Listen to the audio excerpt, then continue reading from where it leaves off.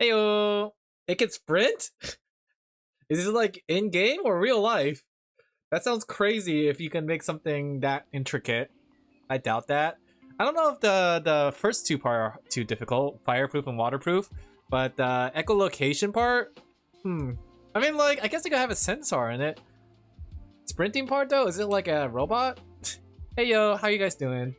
Are you guys having a good day? It's Friday, my dudes. Wow, I'm tired. I'm like really tired today. I was very sluggish and I have a lot of things to do, but I've been very sluggish today. It's a sheep. Whoa, it's a package. A package of lot. But I know like the next few upcoming weeks are going to be very busy, so I need to start like buckling down, drinking some more coffee, coffee guzzling, right? What's gonna chase after you, Alan? It's called responsibilities.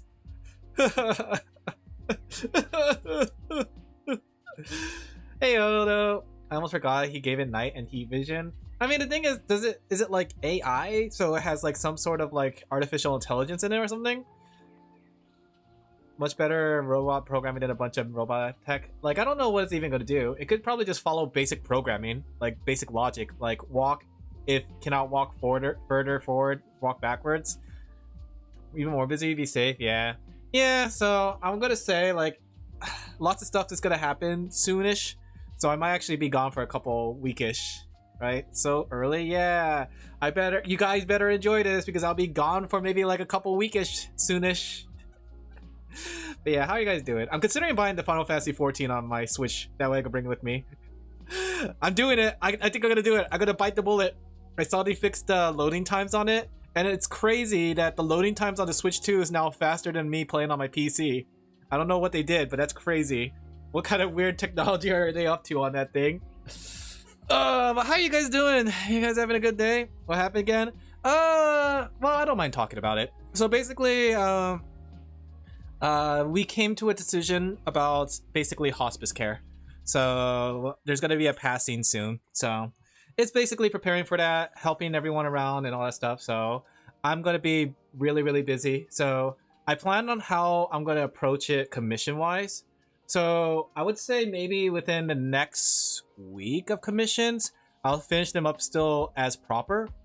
And the next, when I'm gone, any commissions that do not have a deadline will be pushed back by maybe I see it a couple weeks, right? Any commission that has a deadline, I will still complete on time. That way I can still work and still take care of business. My condolences, I appreciate it. Yeah.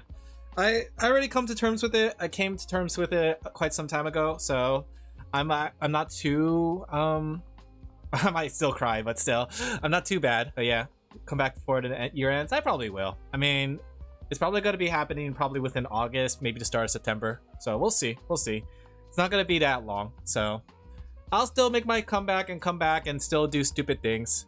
But yeah, I'm thinking about like bringing some stuff. So maybe Final Fantasy 14. That way I have something to do on my off time, right? That way when I need to relax, I have Final Fantasy 14 on the Switch 2. But it looks pretty good. I seen like what people were talking about it. It looks pretty good. There. Thank you. But I'm good right now. I'm good. Haven't gone through it. A couple weeks following it. It's gonna feel weird.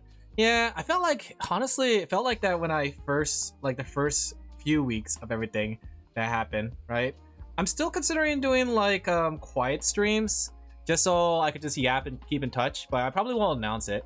It'll probably just be like, if I have time tonight and I just drawing, then I might just do a stream where I just have Go on and I just stream and just talk to you guys while typing and chat, you know? Not because, I feel the obligation to stream because of stream hours and all that stuff, but more just because to keep my sanity, right? I feel like in times like these of trying times, it's better to not be alone and at least have some people to yap to.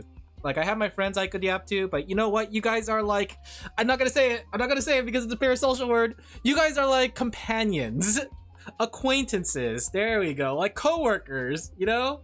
It's like you miss your coworker. Pets, yeah, there we go. You guys are like my pets. Here, let me get some protein for you guys. I need to evolve a new sheepy. It'll probably be tough, but just do your best. I am. I'm ready physically or mentally prepared for everything to come, right? I'm even prepared for the toxic person, because the toxic person is the one I'm worried about the most, because I don't think they're going to be able to handle this really well. So I'm going to be the one that's kind of organizing things behind the scene, you know? So it's going to be rough, but I think I've gotten past them, like, telling me all sorts of stuff.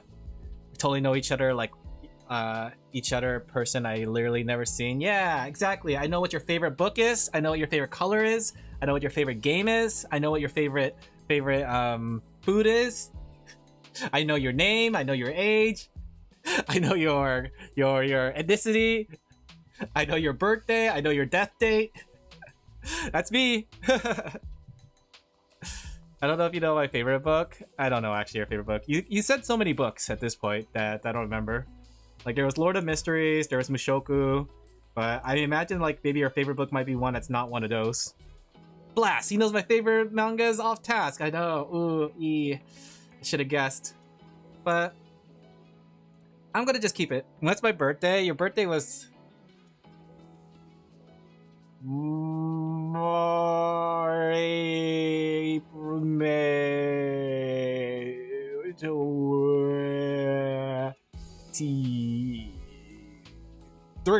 May 23rd. You are so hard. I was trying to remember that Minecraft stream. I was like, oh, what did I have that damn Minecraft stream? You know what? You could give me points for trying, you know? But yeah, I'm gonna be busy for the next few weekish. Not yet. January? Your birthday's in January? That's crazy. My favorite book, but you may not remember? Yeah, I'm sorry. I'm not actually very good at remembering things. I barely remember my friends' birthdays and their favorite things. January to be precise. Ah. Damn. Can you believe it's already August? Can you believe we're already hitting the month of August? To be fair, Mushoku might be my favorite book series, but I'll probably change some point. I think that's a nice thing about favorites. It's that it's always shifting, but I think it's important to remember the ones that you liked previously, you know? So you may like shift from Mushoku, you may have shift from Lord of Mysteries, but at the very least, like, those books still hold close to your heart. That's why I love it when people describe their favorites, not like my favorite one, but their favorite 9, like a 3x3 grid. January 7th? Oh, wow, that's actually pretty long ago. Old. I'll remember. Maybe we should have like a birthday listing. I don't know. We'll see. Within my birthday range. I don't know why there's so many people born. I think it's related because, like, it's sort of like how, like, I think November is a common birthday date because Valentine's Day, it's like 8 months or something like that. I don't remember. What's the baby cycle? What's the cycle of a baby? But it's probably like, okay, maybe it's like around that time. Summer vacation. I was born 2 months earlier than possible. That might be a thing too. You can be like me and put in a note on their Discord profile. That is so smart. That is so smart. You know what though? You guys could tell me when your birthday is on stream. If it's your birthday, just tell me. I'll do the Mint Fan Toomey thing and sing you happy birthday. Happy birthday. Happy birthday. Sorty. Happy birthday. Happy birthday to you. Been playing more Isaac. Ah, except unlock. Oh, that sounds really tough. It's a scam. No. I'll believe you. You gotta go. All right, take care, Fenner. Thank you for jumping in. My birthday is on August 2nd. Oh, wow. We had to wait a whole year for your birthday. You don't believe you? Tell you from experience. I don't know. I think that was just you, Sorty. It's not your birthday. No, it's not. I don't believe it. It can't be. No. My birthday's October. You are contractually. Okay, that's what's a lie now, I think. I believe that one's a lie. My birthday's also October. You guys are now lying. I can't tell anymore. Why can't you just guys be honest? My birthday already passed this year. We'll sing happy birthday. This is a happy birthday to everybody that I missed. Happy birthday to you. Happy birthday to you. Happy birthday, dear chat member who's I don't know which birthday it is. Happy birthday to you. 18th of May, yeah, we passed that, but happy birthday. Happy belated birthday and happy early birthday. Do I need to send you a birthday certificate? No. Can you imagine if someone had that? Like, it's like, hey, I don't believe it's your birthday. I can't give you a birthday song until you prove it's your birthday. I'm surprised we haven't hit that point in VTubing yet. We have to share our social security number, our birthday. Alright, chat member, what's the 4 wacky digits at the end of your social security number?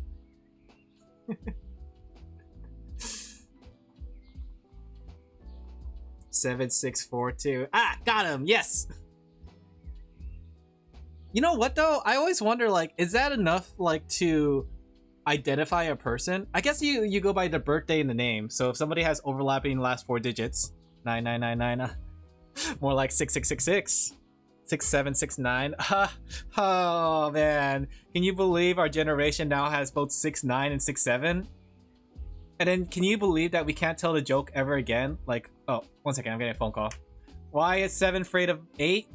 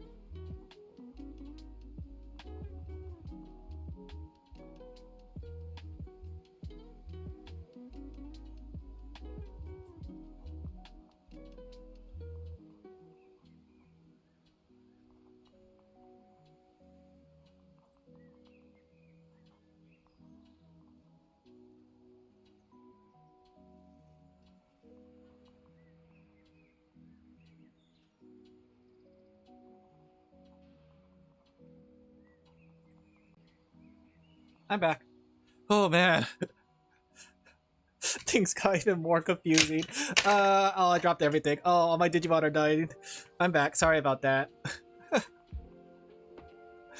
Oh, life is complicated, guys. I don't know.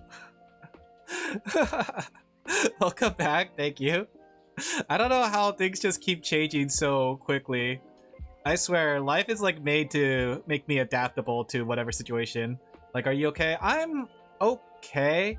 It's just that like now things have changed again, so my plans has changed, but it changed positively? Question mark? Your difficult part? That's the thing though. The hospice idea just got changed again.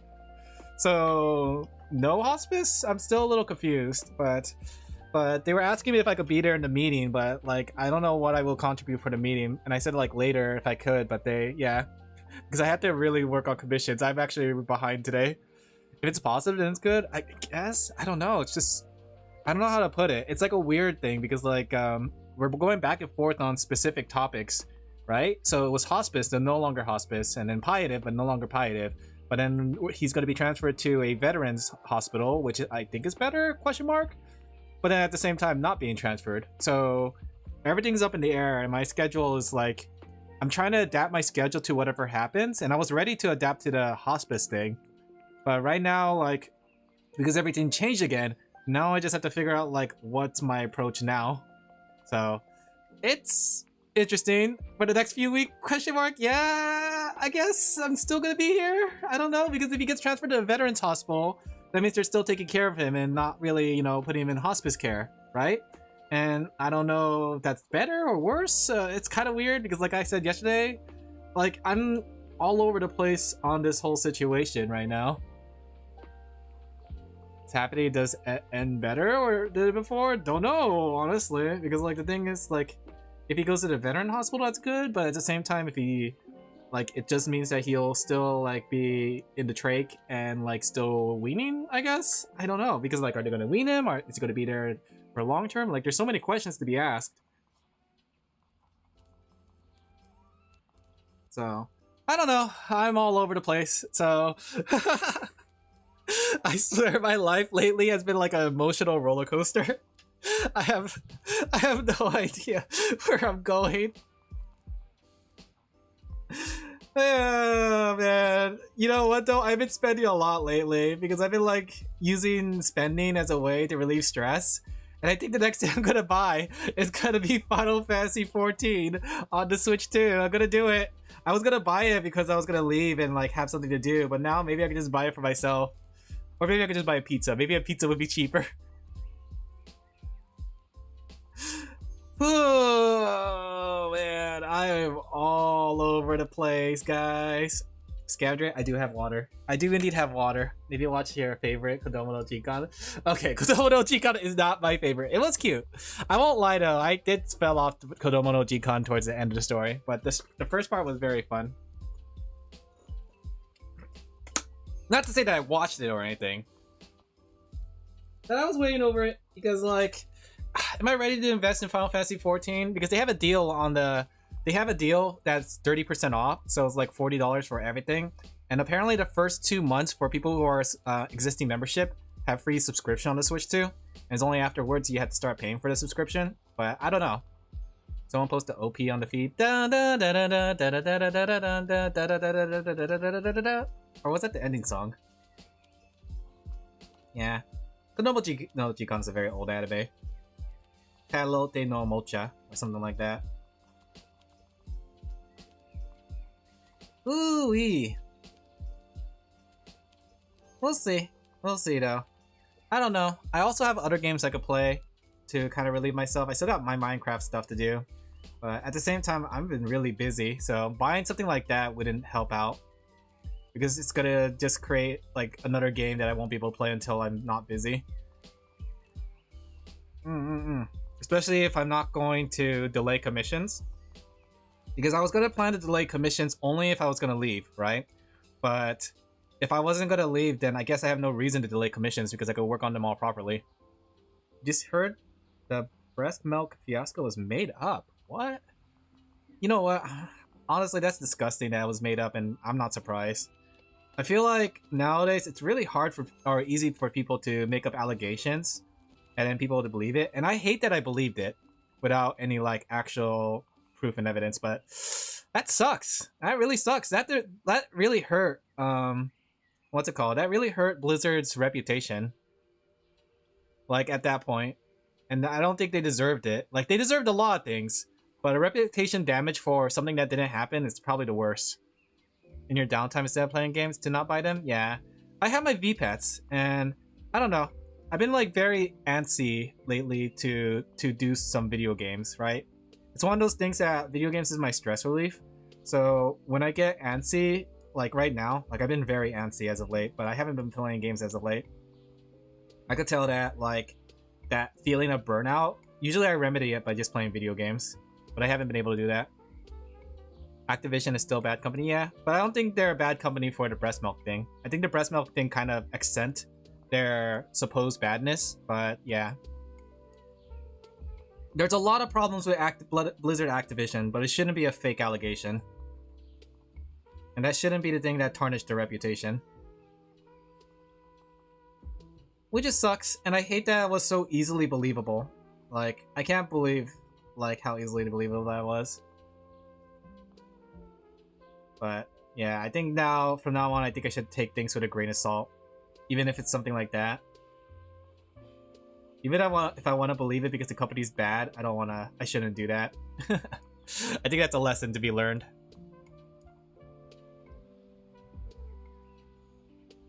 But I'm kind of curious where that allegation came from, really.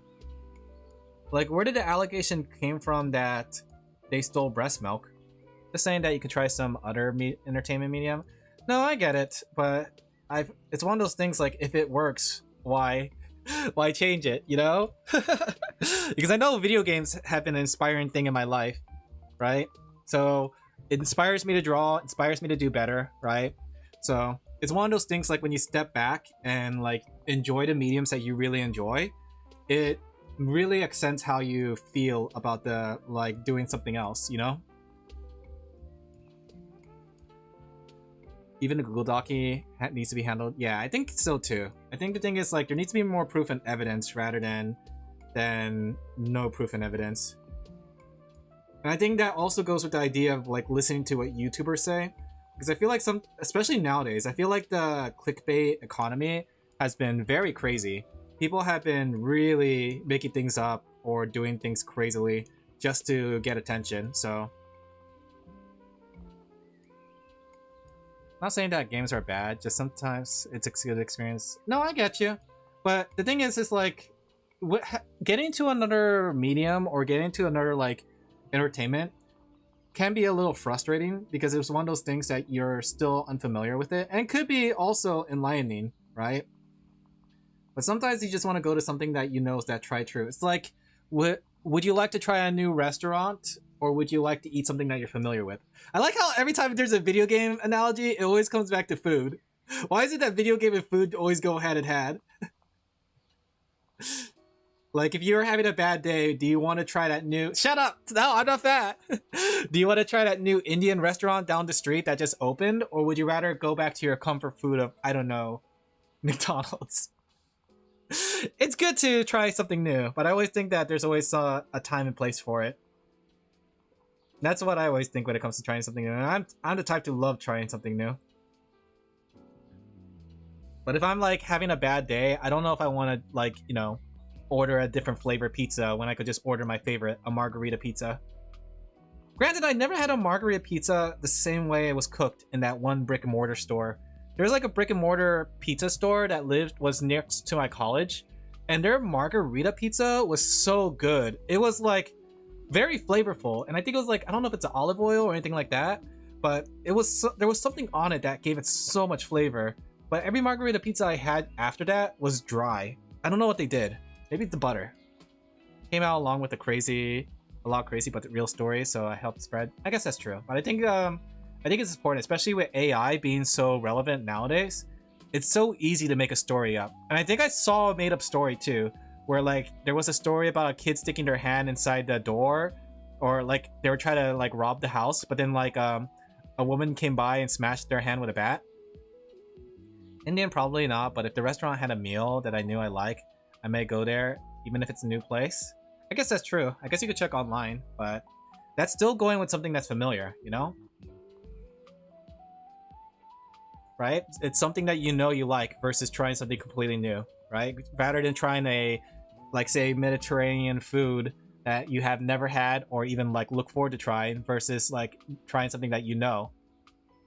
You know?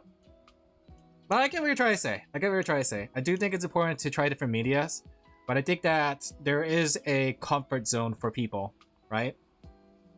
And I think a comfort zone is a good spot for people to be in, when depending on like their state of mind. And right now, my state of mind is like shattered. I won't lie, that I have been a hot mess as of late, and all I really want to do is kind of relax.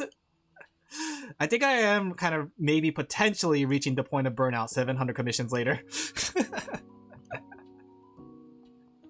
Potentially! I have an Italian place near me.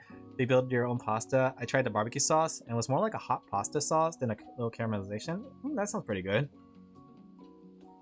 It's like a barbecue thing.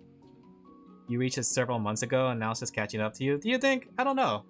I was like kind of okay for these few months, but I think like lately I've been like more and more exhausted.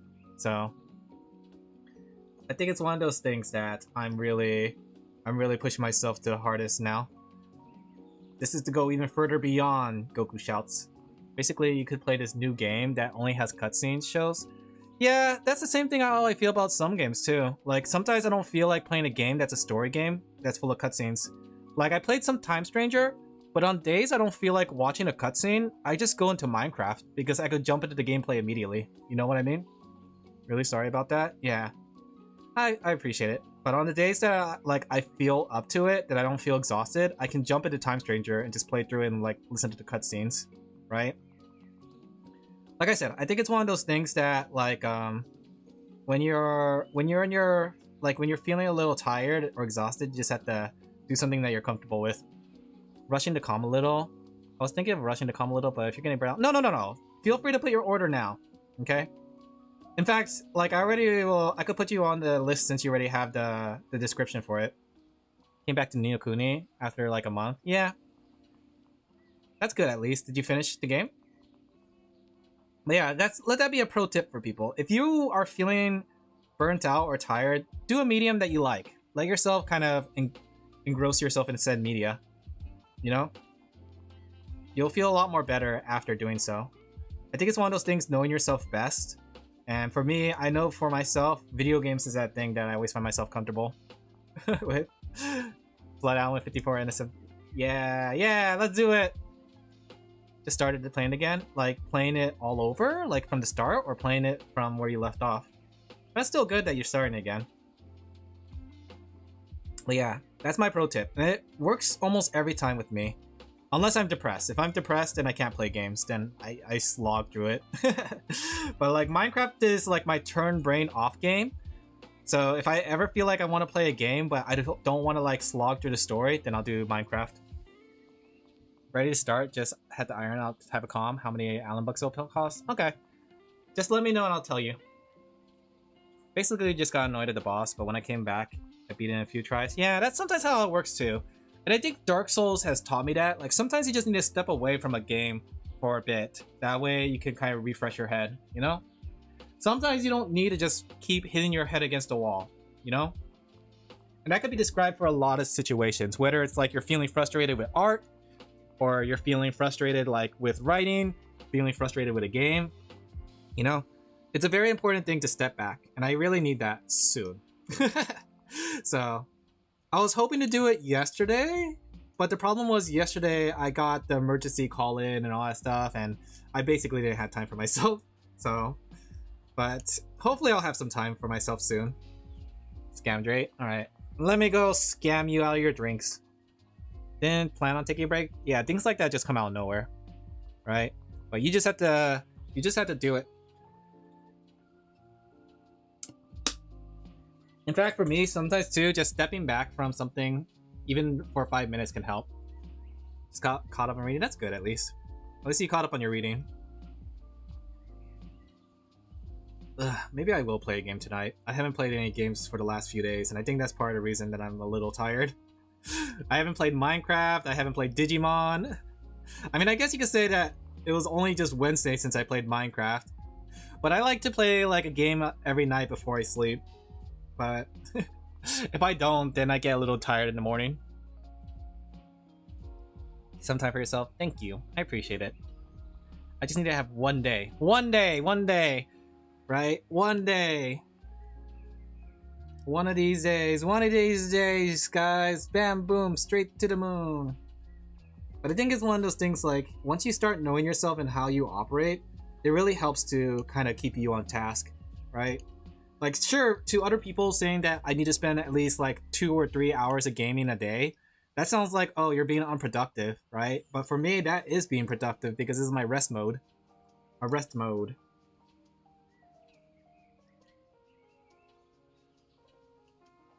I read all Mushoku and the side stories. That's pretty good. That is pretty good. That's a lot of reading, though. I don't know if I could ever get into that much reading.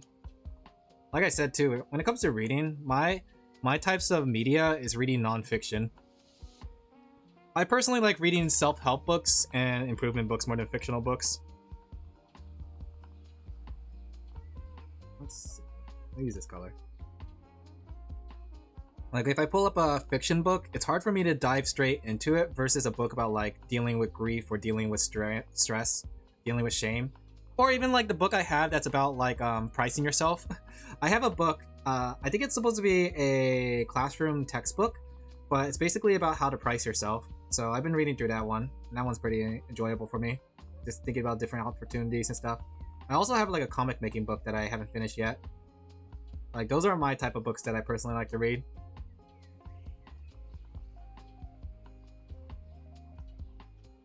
I'm not much of a fiction person, sadly.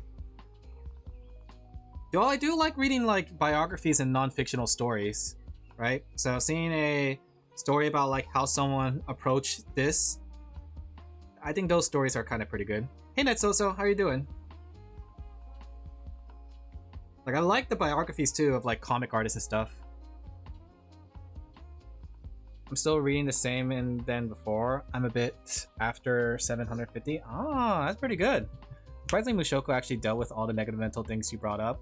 I guess that's true, but at the same time, the fictional aspects is what takes me out of it, right? Because it's like, it's a story being rewritten about like the mental things, but it's not based on a real person who went through those things, I guess.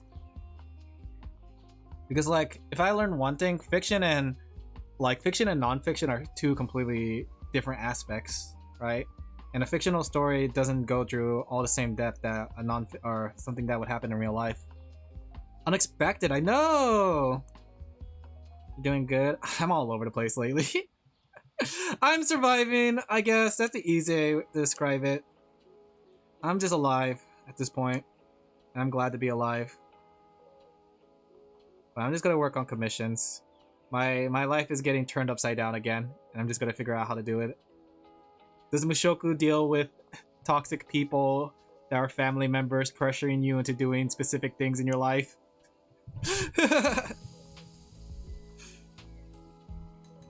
And the feeling of shame and guilt when you don't do it, and the idea that you'll never amount to anything, and how no matter how much you do, it's never gonna be anything. Ironically, that happens. That's crazy. I wonder if that's an Asian thing, though. I feel like a lot of Asians go through that aspect.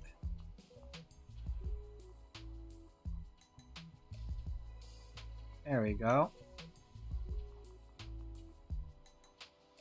Something like that. Provost, where I'm just glad you're alive. Thank you, I appreciate it. I appreciate it. I'm just gonna keep trucking, just doing my best, because that's all I can do, really. That's all we can do. We do what we must because we can.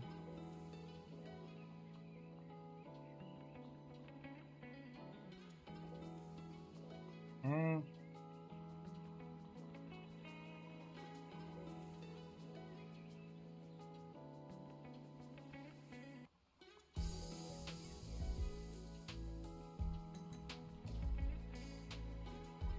There we go. I should be able to finish this one, and then after I finish this one, I'll do Fifi sketches.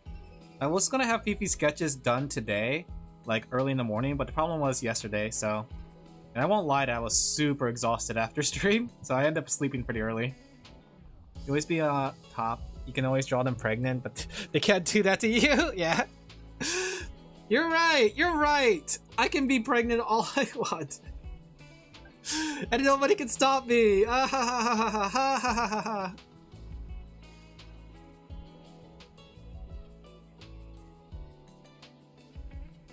There we go. I thought the person is even shamed for everything they've done.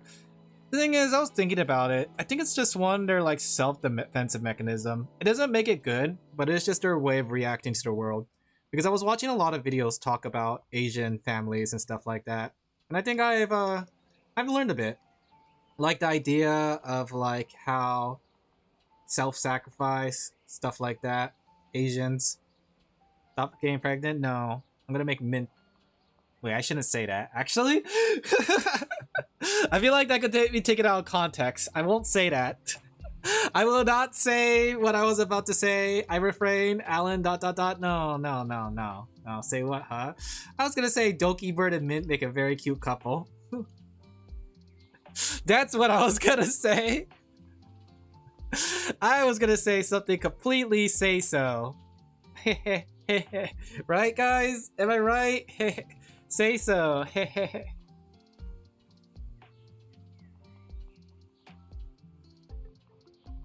Wait a second, let me go look at this reference.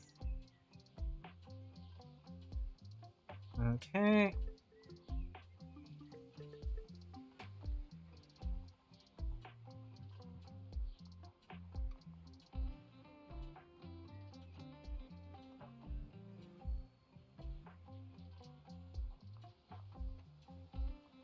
There we go. Something say so, of course. Yeah, something incredibly say so. You know? Because that's all I am, guys. I don't know if you noticed this, but I'm a say so streamer. I don't ever say anything say don't, you know? The only say don'ts I think I say is like related to art. I don't say anything say don't. Ever. I'm very say so, chat. Because I say so. If you say so, aha, oh you, oh whoa. Da da da da da da.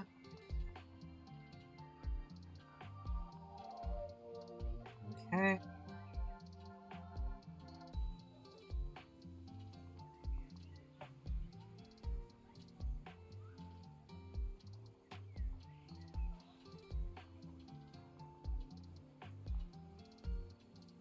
There you go. This one won't take too long, honestly. So, honestly? Nope. Honestly? You think my Tomodachi have eaten each other by now? Do you think cannibalize each other by now at this point? I feel like it's been so long since I touched Tomodachi life that they must have cannibalized each other by now. Honestly? No. Honestly? No. We need to come back to that game and still get married people off and continue our run. I feel like there's a lot of things I really want to do for the year, but never got around to doing it. I miss seeing Blue Pixel's sad face. Blue Pixel used to be so sad. Maybe once I get back to that game, we could start putting it back on the side screen. The thing is, I feel like I need to spend at least one whole stream on it. That way we can see everything that happened. Turn on your Switch. No. I don't want to turn on my Switch and like have it happen off stream, you know?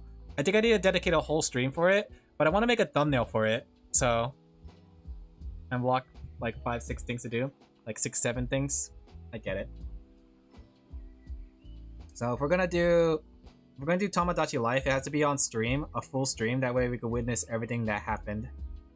They'll be like, Alan, it's been a while. I haven't seen you in a while.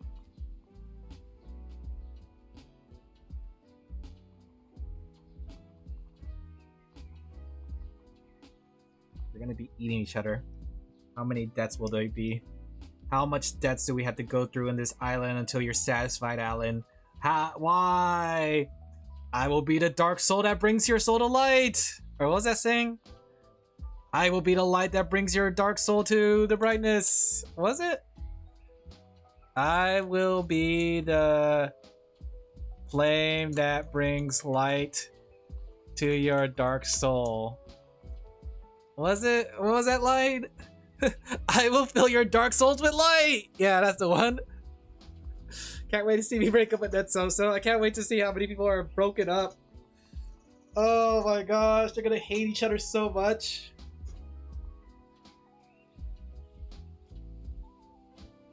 So much murder is gonna occur on this one day. What was that from? That was from Devil May Cry, right? I will fill your dark soul with light. Kind of reminds me of the line from Mega Man. It's like, what was that one? Oh gosh, I don't remember it. The Mega Man X line. The fact I can remember the exact voice line, yeah. Go back to Death Cult, spawn around Pixel. Yeah, let me see. What was that? The Mega Man X line. Mega Man 0 or Mega Man X0 line. What was it? Like, it's, what am I fighting for? That one. Here we go. Ah! No, this isn't happening. There's no reason for me to go on. What am I fighting for? I miss old dubs sometimes. The old dubs are really good when it just like says something like that. There's like a charm to it, right? What am I fighting for?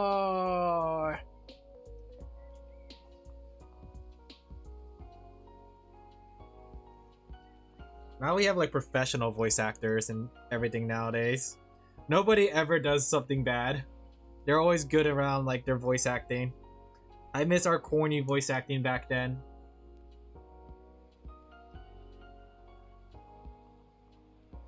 What am I fighting for?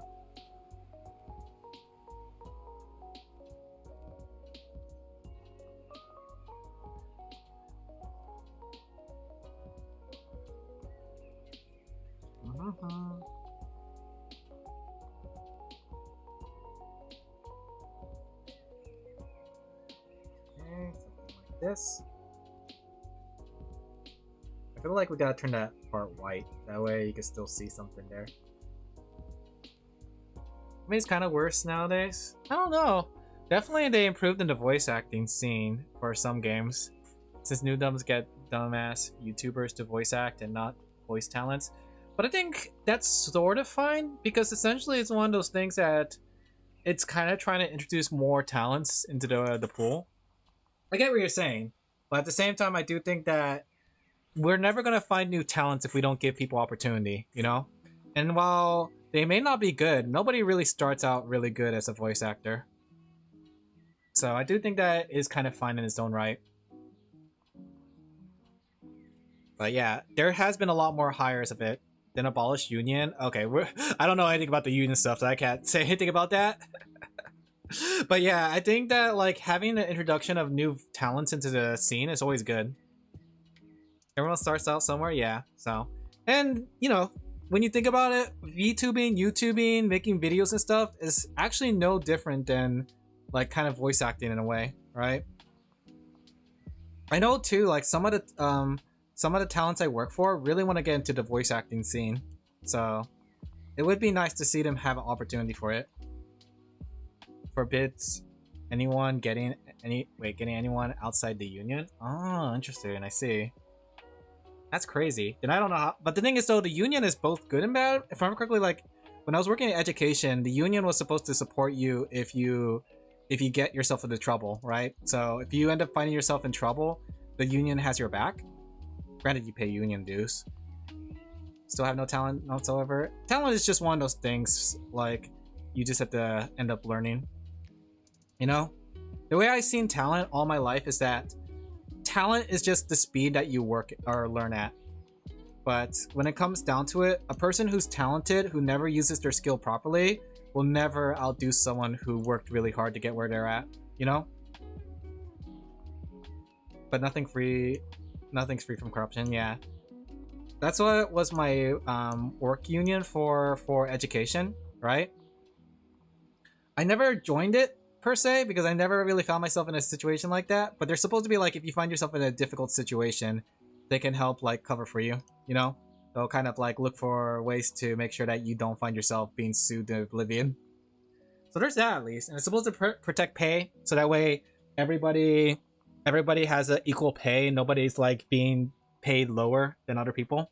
So, like in theory, unions are supposed to help, but I don't know about voice acting unions. I've seen like the law discussion behind it, but I'm not in the union itself, so I can't really say. It's the same thing with the Blizzard situation, right? Where on the surface the union looks bad, but I wonder if there's something behind it that's keeping people together. I think that whole Blizzard situation is like putting a different perspective on things for me.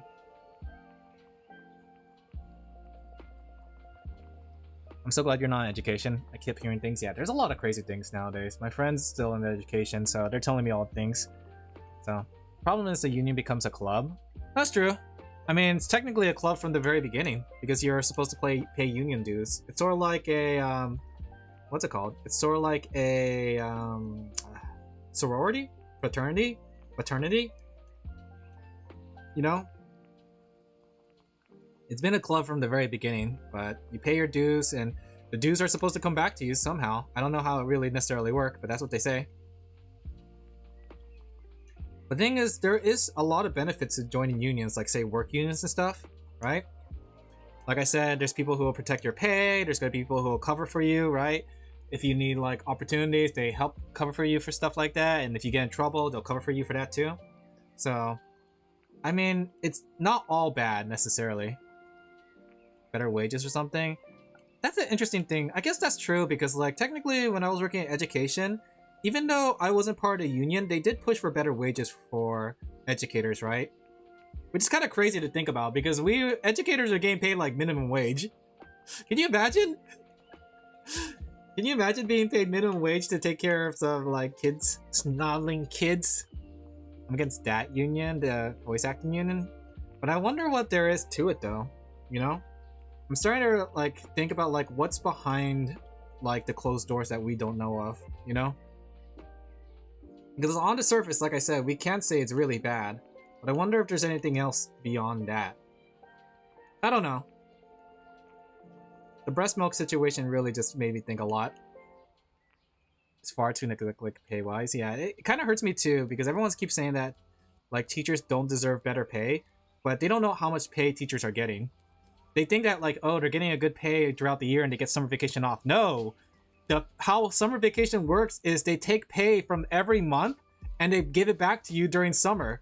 So your pay per month is actually lower than what it's supposed to be, right? So say you get like, I was getting like 2,000. Say like I was getting $2,000 per month, and I think like 200 of it every month goes out, so that way they could pay me for the summer. Right? Crazy. So technically, you don't actually get paid for 2 months. The amount of times I've heard people say teachers are in it for the money, yeah, it's actually one of those things that most teachers are probably in it because they really care about the kids. It makes me feel bad because when I was working in education, I did not care. Well, I like the kids. The kids are sweet, and I wanted to support them, but I did not care for the system behind it. Ooh, man. Never teach using No Child Left Behind. Holy crap. Yeah, I think teachers deserve better pay as someone who worked in there. Even if I'm not getting paid at the moment by being a teacher, I do think they deserve better pay. That teachers, there are actually some teachers that are there. Wait, I know there are actually some teachers that are there because they hate children? What do you mean by that? Why would they be there if they hate children? That seems like a counterproductive thing. It's like going to be... Why is it always coming back to cooking? I was gonna say, it's like being a chef but hating food. Why do I keep going back to cooking? Do you hate children? No, I think kids are sweet. I'm pretty good with kids since I grew up with kids all around me all my life. Proud tripping against kitties. Fatty, did you just come back to say that? Get out here, Sorty. Get out here.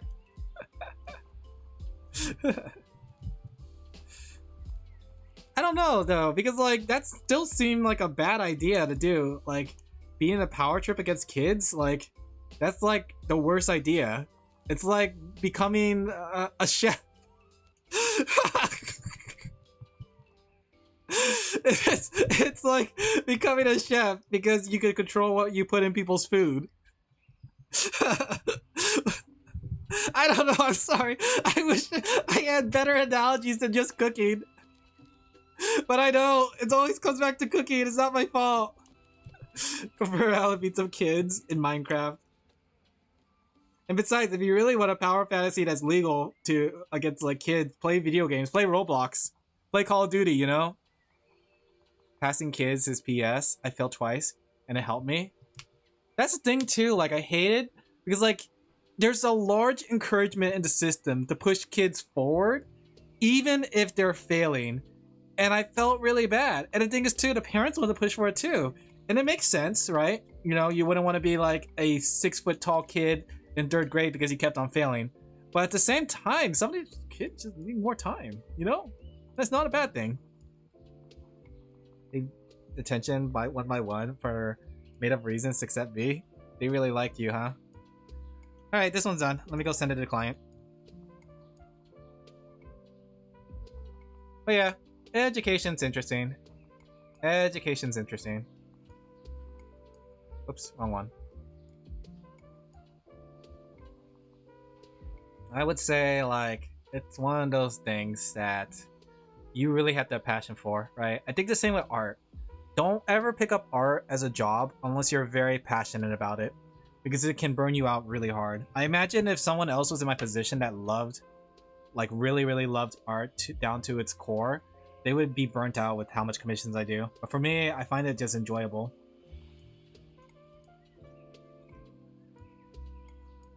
Here's... oh, I forgot something here. I just noticed. It's interesting though. It's interesting. Interesting. Not a specific, but like 2 years. I feel a year back, it wasn't too bad. It was COVID, really. The COVID situation really destroyed a lot of stuff, and teaching was one of it, because kids these days were struggling to read. I told you about it, right? I was supposed to come into a 2nd grade class. And when I was going there, they told me specifically that 90% of the kids in this room does not know how to read, because they were kids fresh off the COVID situation.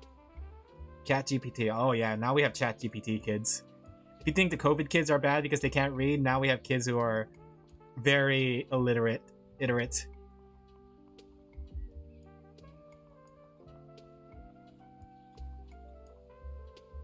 we go. Of eating our children, yeah. It's crazy. It's crazy. But I do not empathize with them or sympathize enough with teachers. I'm glad I don't have kids though. I had a bunch of classmates. Yeah, but it wasn't as bad, right? It wasn't definitely as bad. And I think the thing is, I grew up in a timeline where... what does Alan mean by that? Shut up. I grew up. Here's how I came out. Anything need revising? I grew up in a timeline before the big, like, phone boom, right?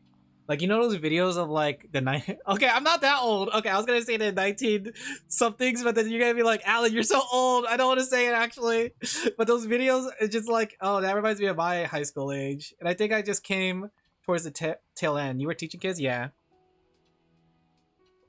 Were to protect 60+ people. 1990. No, you're no. I'm not old, guys. I'm not old. I'm still young. I'm hip. If a gamer online was to listen to my voice while we're playing, they'll be like, "Oh, I wouldn't have expected you to be Asian." I love that line. I can't believe that one guy said it to me. They're like, "Oh, I didn't know you were Asian. Wow." You are old. You're just a wizard. Yeah. I have hit prime wizard years. Zap, zap, mother... Alright. I have an idea with how I kind of want to do Fifi's next one. So, I had an idea that we could have a logo here. Can't believe Alan was Asian this whole time. Yeah. Asian. Blizzard. Blizzard.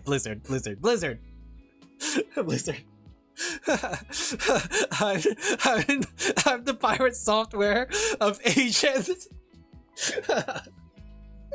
You heard it here, guys. The pirate software of Asians. Asian, Asian, Asian, Asian. Alright, we could do a cool pose for Fifi. I was thinking about like what kind of Fifi pose I want. So we could have like a gun here, and it could be like the hammer. And she could be smug.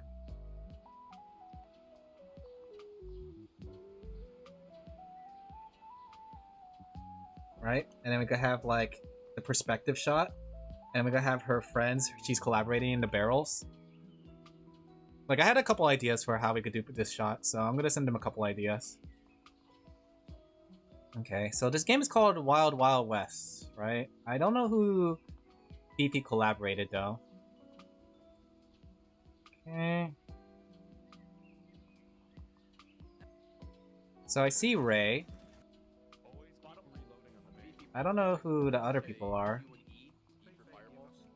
I definitely see Ray though.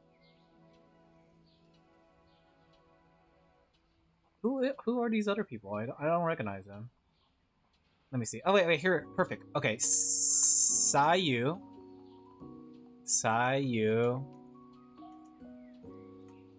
Remember that game? I don't know what this game is.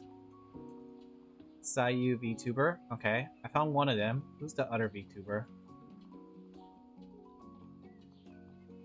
That's Ray. That's Sayu.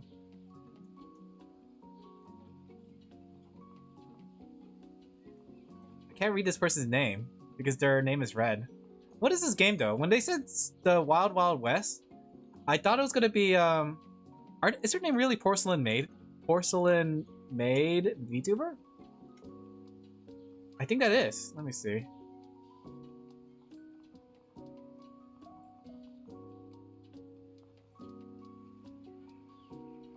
Yeah, I think that is. Okay, I figured out who the people are.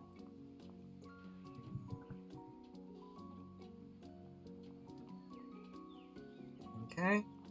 And what kind of outfit is Fifi wearing this time? Okay, she has this hairstyle. Alright. I was thinking about giving her like a cowboy outfit, right? But it was gonna be like one of those sexy cowboy outfits. The one where it's like, the one where, like, I don't know how to describe it because I don't know pieces, but it's gonna have like the coat like this, right? Gonna be a short coat. Gonna be one of those bikini tops, right? And then like the bottom part is gonna be I was thinking of like a belt with high-rise like bikini kind of thing with leather chaps, right? That's the general idea I have with her outfit for this one, for a cowboy look. Isn't that a Will Smith movie? I don't know, but there's aliens here, so I thought it was gonna be not the Wild West. Let me see. What is it called? Cowboy chaps? Cowboy chaps. Yeah, the one where it has like the groin open. I don't know why cowboys had that, but that's perfect. And it's gonna be like a little bigger. That way, something like this. So this is the outfit I'm thinking of for Fifi, for this cowboy outfit. And it has like the frilly things on the side. I don't know why they have the frilly things. Okay. Let me go save that. So I have two ideas. I try to just think about how I could incorporate. So I'm thinking about having a dynamic shot, right? Something like this, kind of zoomed in, and then maybe like some shockwave to show that she shot her gun, right? And it's gonna have like, what's the enemies in Wild Wild West? Like, is Wild Wild West a PvE or PvP game? Let me see. Is this it? Wild Wild West Steel Assassin? No. The one that she's playing has aliens. Oh, Far Far West. My bad. Far Far West. Far Far West. Really things are cool? That's what I thought I said Wild Wild West, but my dyslexia kicked in. So what do they fight in this game? Aliens? Let's see. Cowboys team up in this chaotic game. Journey. Sling spells. Complete missions. Collect bounties. Work as a team. Get paid. This is an extraction shooter? Okay, you're fighting robots by the looks of it. I think. Are they robots? Skeleton robots? Skeletons? Skeletons? I was thinking Weird West. Kind of reminds me of Oddworld. You have shurikens, cowboy stars, you have rocket fists. Interesting.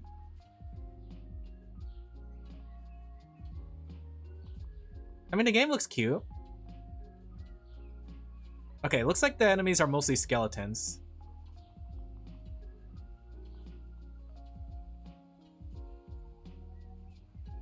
Okay, I have a stupid idea. We could have like Ray being one the person shot.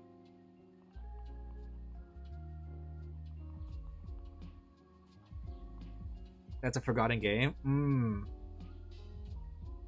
And we could have like the two collab mates right behind her. We got the logo here. And we could have like skeletons being shot, right? So it could be like perspective. Like boom. Boom. Right? And Ray gets shot. That's one perspective, alright? We could also have like... We could do a generic sexy one, right? With sexy cowgirl. Right? I don't like to usually do this one, but I usually offer it as a option.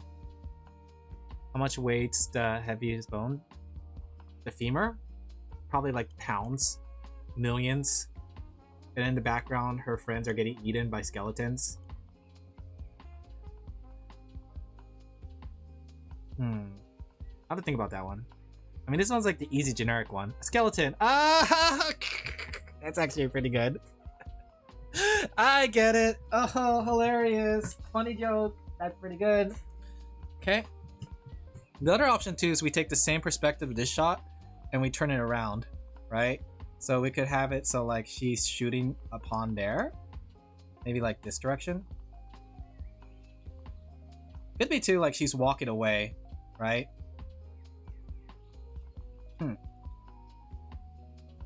Right? In her sexy leather chaps with her guns like this and they're smoking. And everybody's dead, including her collab mates. And then we got a logo right here. Right? And then like this, on this side, it'll be the sunset, I guess. And then some cliffs, right? What's the logo for this game? Let me go pull up a logo so I can get an idea. Far, Far West game. Logo. There you go. See, this is why AI will never trump. We're bringing back to AI because AI would never do stupid things like this. AI, Alin wins again. I mean, we could do it backwards perspective, right? Because I always feel bad for this kind of like ratio, but it's like it works, right? So maybe instead we could have it so something like this. The dead bodies are on the left side. The Fifi's on the right side with her cowboy guns and sling, and then like everybody's dead. Maybe she has a little sweat drop because she knows what she did. Okay. And then if we did something like this, the logo could be on top of here. And then Ray gets shot. And then like this one's just sexy generic. So I'll offer them a couple options with this one, since this one I'm a little on the fence with.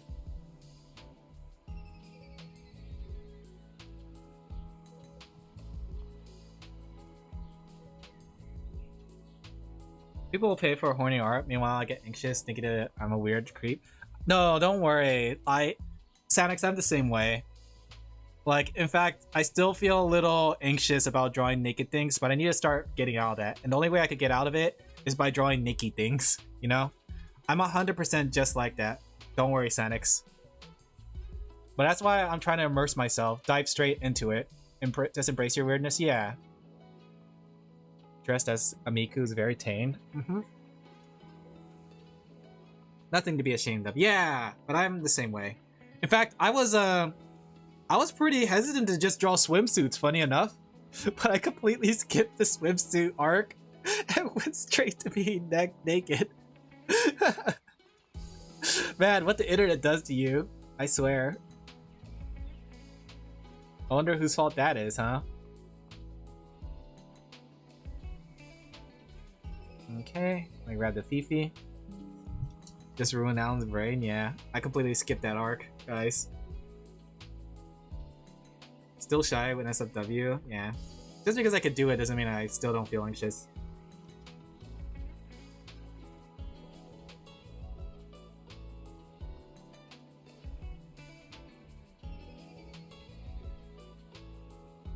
Okay.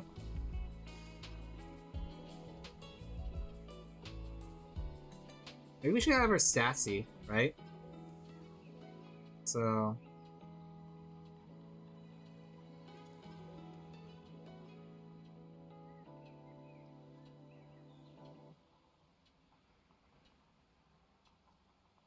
No complaints here? I forgot how the stream you were so shy. It was great to... yeah, I'm very shy when it comes to things. Because they lack conscience, yeah. Never trust AI, guys. Always trust an artist.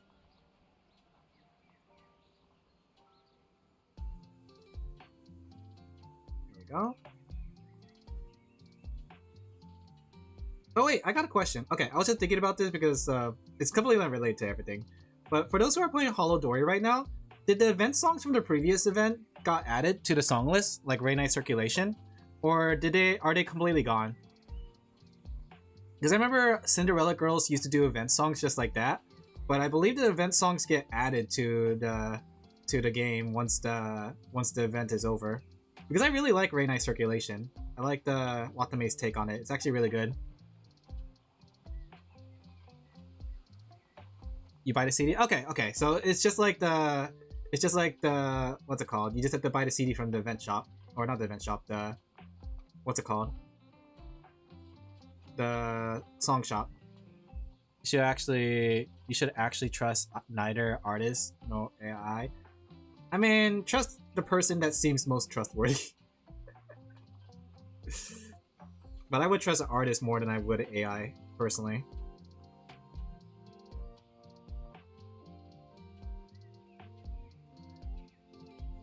Go. Because I was worried that like I had to do something with the event to get the songs, and I didn't finish up the event actually. I got in a lot of points in it, but I never finished the event.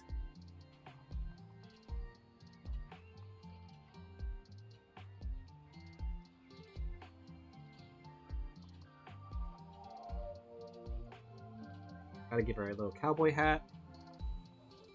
Trust Alin. Yeah, trust Alin. Trust me with your art commission.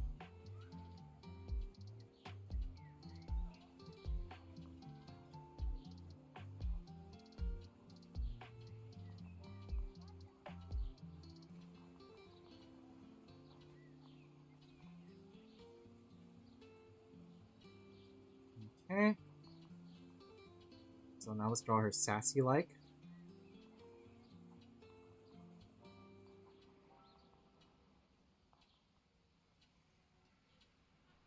Make her head a little smaller so I could fit more body. I feel like we need to like include the groin area.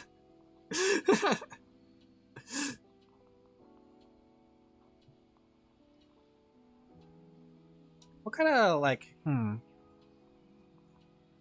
female cowboy jacket?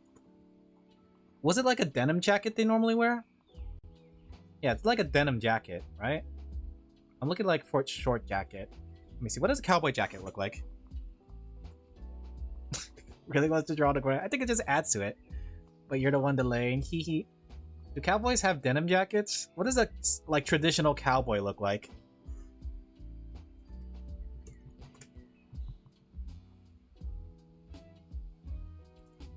You get to make it a robot torso? No. For VTubers, I try to not to turn their design robotic unless they want it. Okay. Let's see. So, especially with a case like Fifi, Fifi's all about being sexy. So if I don't like capture that sexiness in my opinion, then I'm not doing Fifi well.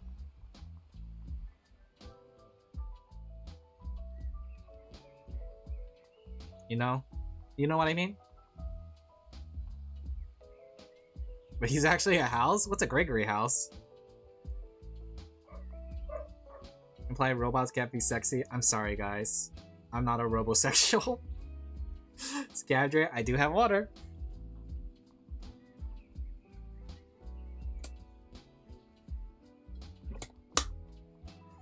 He hasn't seen Arya from ZZZ?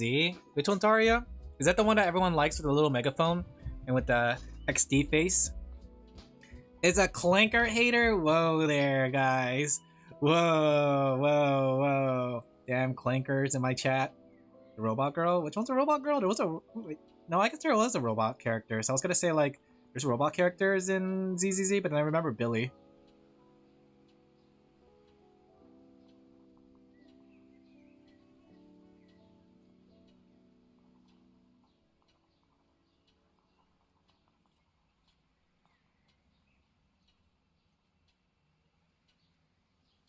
Just see ZZZ Arya. Let me see.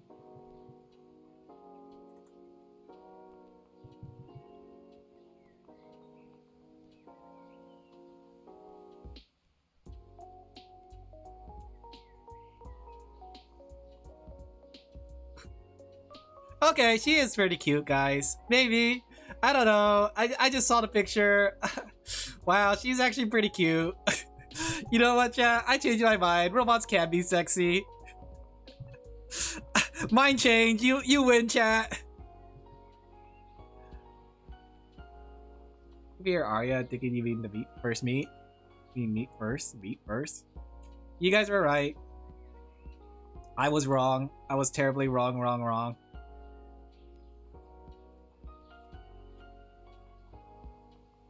Stupid sexy robot.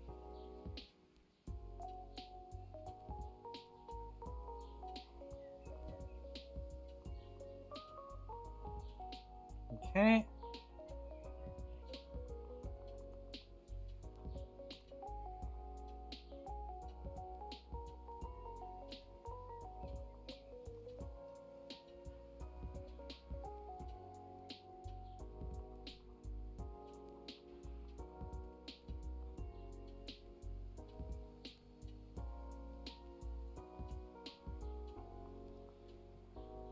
Okay.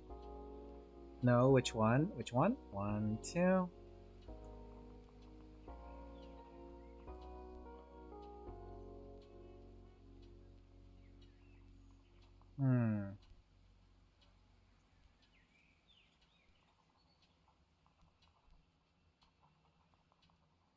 One, two. I'm so hungry, can't wait for my pizza to be done. What kind of pizza are you making? Pepperoni? Frozen with a bunch of toppings? Because I love doing that. I'm telling you, the best way to make a pizza is just to buy a pepperoni pizza frozen for like $4 or so, and then just like toss a bunch of toppings. Ooh, that's pretty good. Olives? Sounds really tasty. I love olives on my pizza.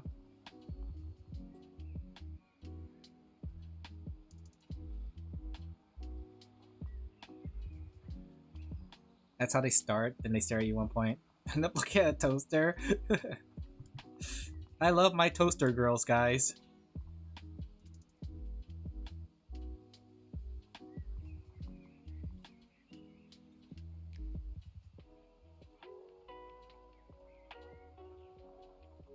Okay. And it should be like something like this. The thing is too, like, usually with Fifi, she likes to have the high-rise like underwear thing where you can see like a lot of the groin.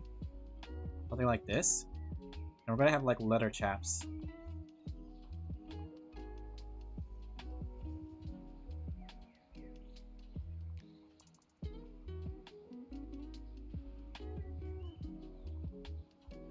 There we go. It's very important that I include this part for Fifi.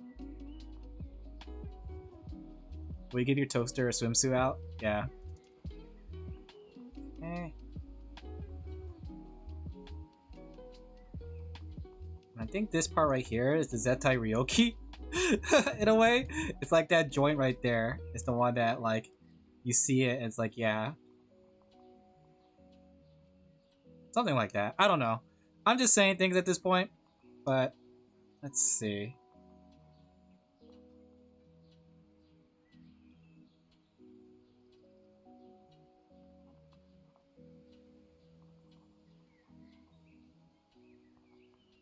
Okay. Oh, we should put the sheriff star right here towards her cleavage. I would have died to Zentai Ryoki. There we go. Wow, Alan, that's very genius. You're so good at this. Can AI do this, chat? Can AI do that? I would like to see AI come up with something like that.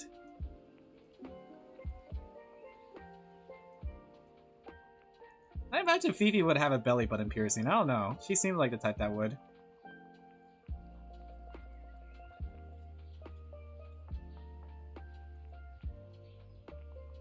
Alan, AI bro. Yeah, I'm an AI bro. Okay, something like this.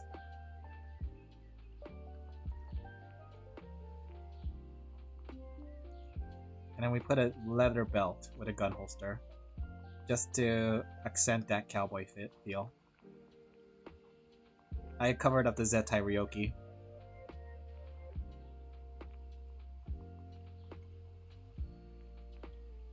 Okay. Ain't art possible for it to do so? Yeah. Maybe it could be like one of these swimsuits, where it's like a low ride.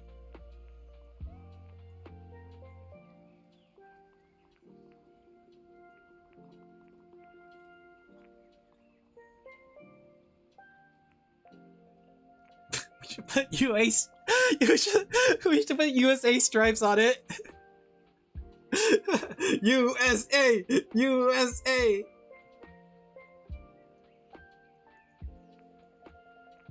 Something like that, though. USA, yeah! America! Do they have gauntlets for cowboys? What do they wear? Do they wear gloves? Traditional cowboy. Do they wear gloves? Yeehaw.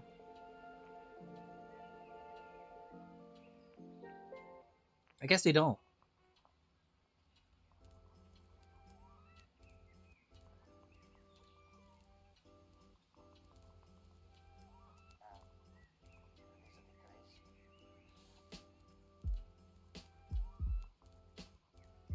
Okay.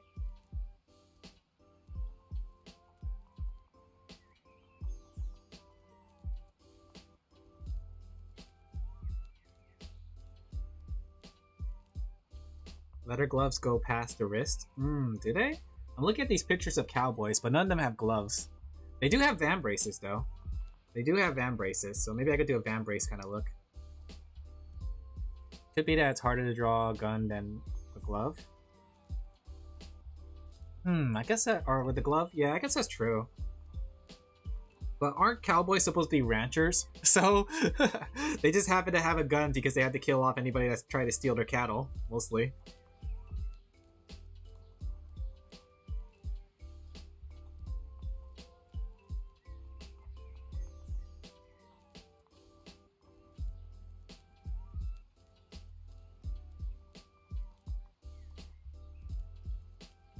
Gotta say, just gotta go out and buy a farm. Yeah, you know what? That's true. I think that's the thing. A lot of times we can learn from experience, you know? So I better go buy a farm. Help pew pew yeehaw. I could also put like to add some more character to it. I could put like the lasso around her elbow, right? Just so I could fill in this empty space. I will be the one to fill your empty space with light!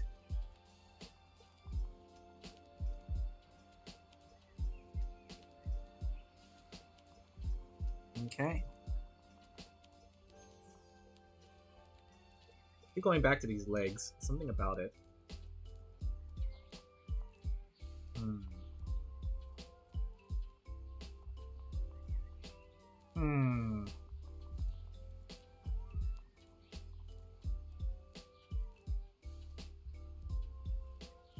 A lot of cowboy lore came from TV shows post World War II. That makes sense. Am I hearing leg practice? No. I'm just looking at these legs, this in between right here. Try to figure out how to make it look cute.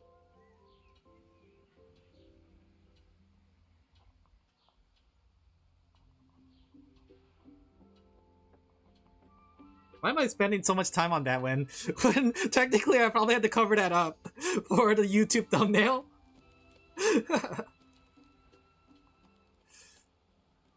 Sometimes less is more. That's true. Fill your empty space. Most of us Wild West towns actually forbid you from carrying a gun on you. Ah, is that why they had a knife?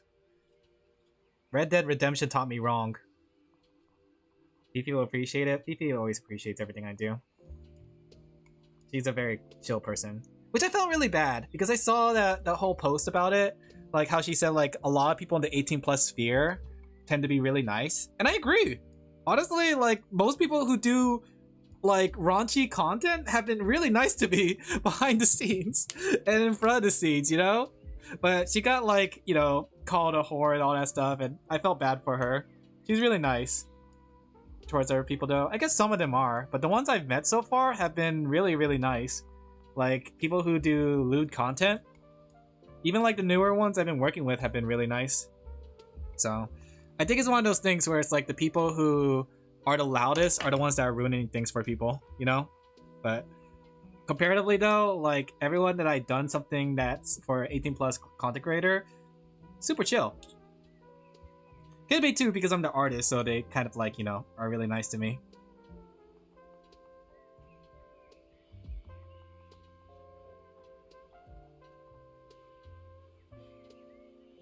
Blame the Puritans?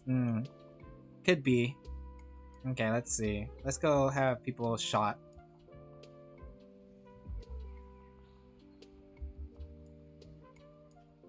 I think it would be funny if Ray still gets shot in this one. They're like clapping their heads like, wow. It's not the Puritans, it's complex. Probably is, but I do think that like Phoebe didn't deserve to get like all those people saying things about her.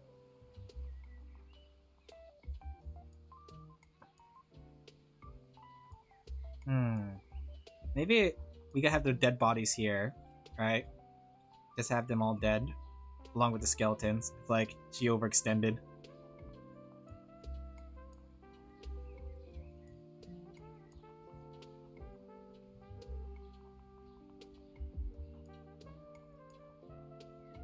What does the far, far west enemies look like?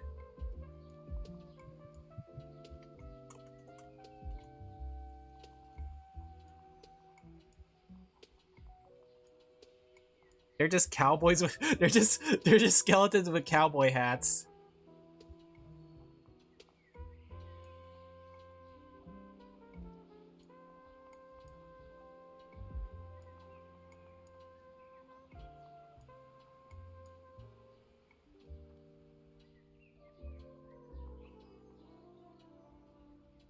There's like a story to be told here with this picture.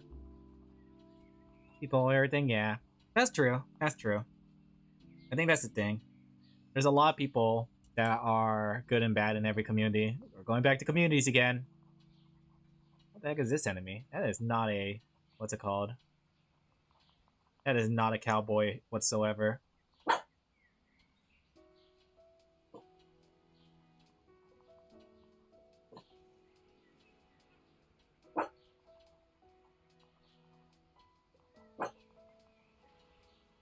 Okay.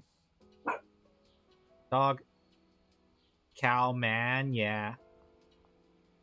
Oof. Dog being dog. Then we could have like the cowboy like saloon area, right? I want to have the sunset behind her, you know?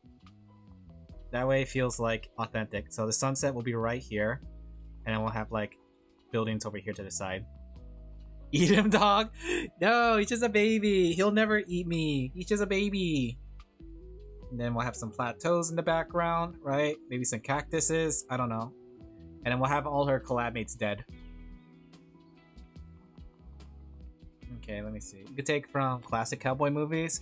I did with the... But then this is also like part of the game. So I'm just looking at the pictures of this game to get an idea too.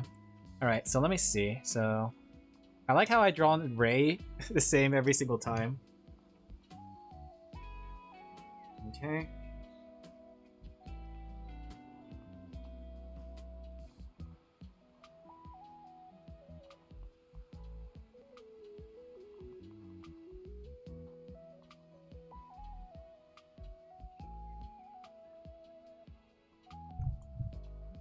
I like to think that the dog is barking. He's my hype man. Yeah, he is definitely my hype man.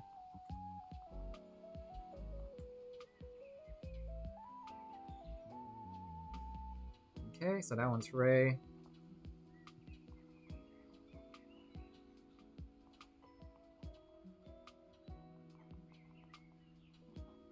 We should have like skull emojis coming from them.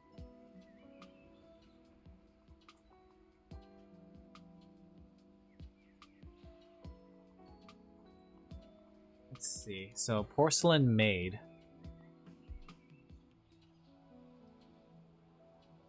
Sayu VTuber.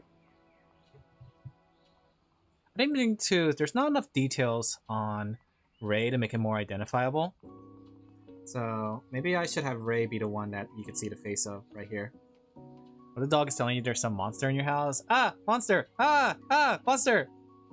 The monster's coming. The monster calm deadline. Yeah.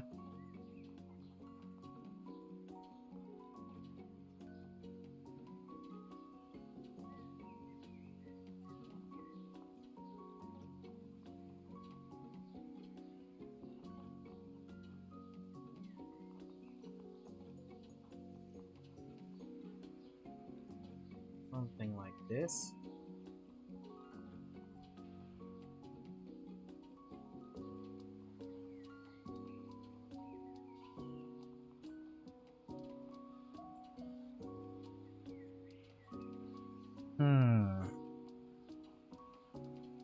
You can put a nameplate as a gag? You mean like saying that, like, what's it called? What's 9 plus 10? Nameplate?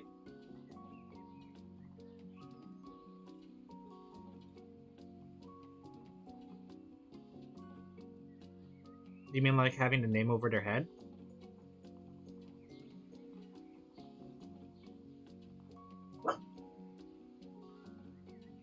Okay. And then this one's porcelain maid. I think I should give them cowboy hats too.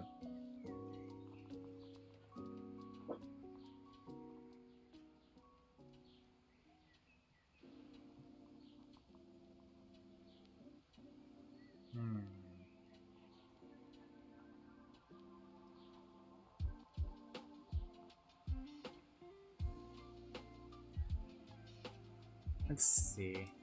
Sayu, VTuber. It's interesting to see Sayu as a VTuber because Sayu is also like a voice actor. I think Sayu does a lot of voice acting stuff. Because every time I had to look him up, he's always having like some sort of different voice acting gig going on, which I think is pretty cool.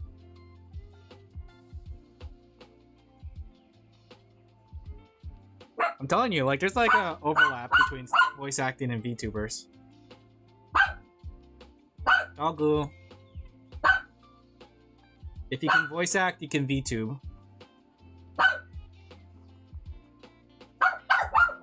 Let me grab this dog. Get over here. You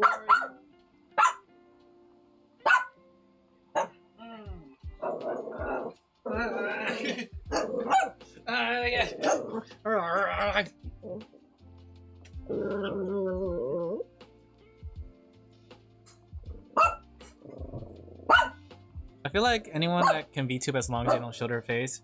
I mean, there's been a lot of VTubers that have been showing their face. So honestly, VTubing has become very broad. Personally, I like the VTubers who like try to play into their lore a little bit more, but I know that's not for everybody. Like, that's part of the reason I like the Hololive VTubers, because like even though they're just regular girls, well, some of them are very like very talented in what they do, but most of them are just like, you know, or some of them are just like play into the roles, right? I wouldn't consider them VTubers. I mean, it's one of those things that different categories, but I think it's one. For me, I think a true VTuber is someone who has a lore to them that they fall into, right? But then everybody else just falls into the other half of VTubing. A lot of them are pretty big voice actors. Yeah, voice actors, singing. Like, it's crazy too because they're all really good singers. I really like all the Hololive songs. Nerissa especially, I've been listening to a lot more Nerissa songs, and I really like her. And also, Narissa's just like me, for real, for real. The one where she told Kobo to write her? Wow, she's just like me, for real, for real.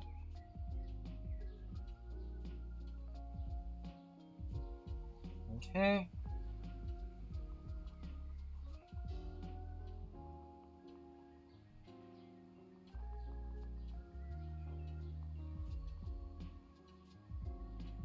So Alin wants to be written.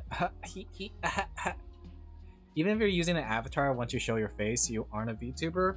I mean, I think that personally, like I said, it's the lore aspect. And I guess if you still follow your lore aspect after showing your face, then yeah. But if you're, I think it's like if you're primarily also like being like doing the VTuber aspect, then I guess that could also make you a VTuber. Like, it's like subcategories. It's like when someone says they're a streamer, they could be all sorts of different streamers, you know? And I think VTuber is just the same thing. It's a big subcategory, but there's a lot more like VTubers that fall under different categories, right? So I count them all as VTubers, but then you have like your traditional VTubers, right? Which is the one I like most. You have your lewd VTubers, you have the people who do like educational VTubing, defeats the purpose, but they are VTubers, yeah.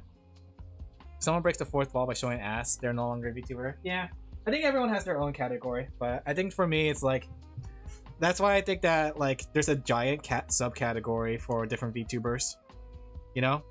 Personally, not my kind of thing, but if somebody else enjoy it, who am I to tell them that like you can't enjoy your VTuber, your favorite VTuber? So like, would a comedy personas like, I don't know, count Bin being a VTuber? What? The way I see it too, it's just like, I guess the way, if you play into the idea of it being a VTuber, that makes you a VTuber, I suppose. We're usually mostly an avatar, but as a cam girl, I mean, there's a lot of them, right? But I would say that if they're doing something like that, they will be a VTuber still, as long as they like, you know, do the VTuber aspect. But they're more like cam girl VTubers, you know? Like a subcategory. They're not like full traditional VTubers, but they are like a subcategory of it. It's like when a streamer, they could be a gamer streamer, they could be a live streamer, they could be like one of those asshole streamers, right? Like when someone says they're a streamer, there's a bunch of different things. Former VShoujo, are we talking about Neanners?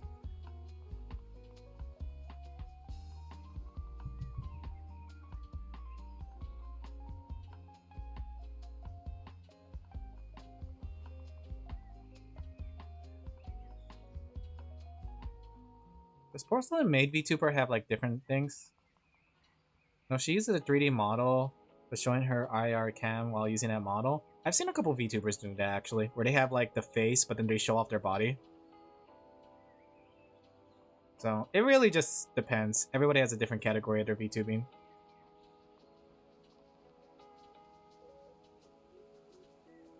I think this is the male version of this VTuber.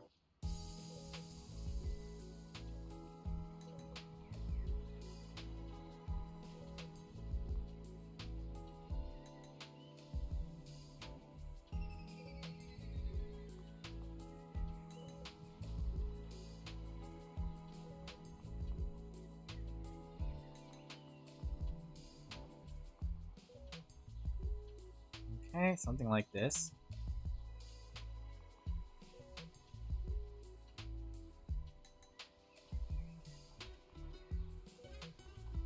No drip. Hand cam, except it's lewd. Yeah, the lewd cam. Project Melody. She keeps showing her IRL cam while using her model. I've seen a lot of VTubers do that. So, but yeah, like I said, different categories. I feel like at this point, traditional VTuber is what we know best, which is like Hololive and even Niji Sanji, right? But there's been a lot of different branches. Fully modeled.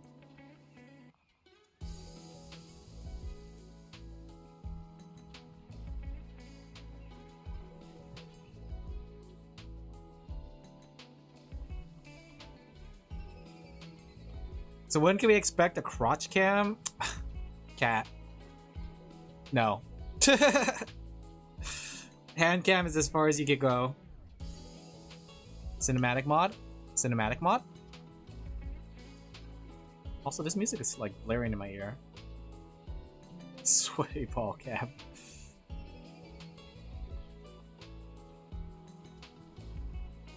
Let's see, I will lower her gun. That way we can show her the gun smoking. That way there's an implication that she just fired, she was the one that fired her gun.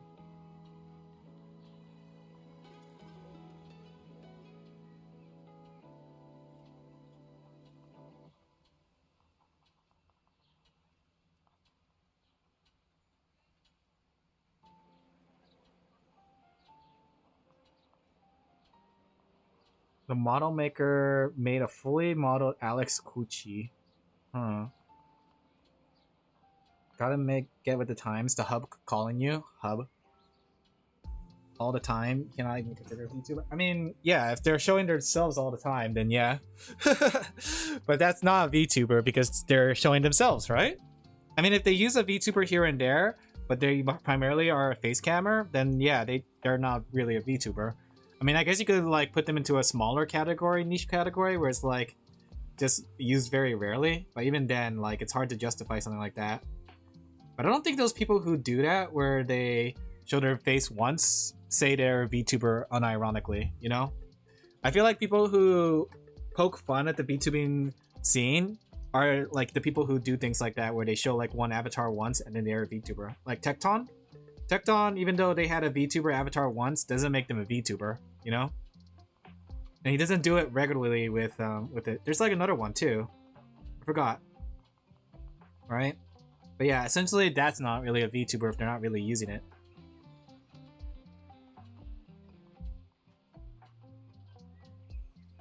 Pokimane? Yeah, Pokimane did it once too, so she can't even be counted as a VTuber, you know? It's like saying you're a why do I keep going back to cooking? It's like saying you're a chef because you cooked a meal once.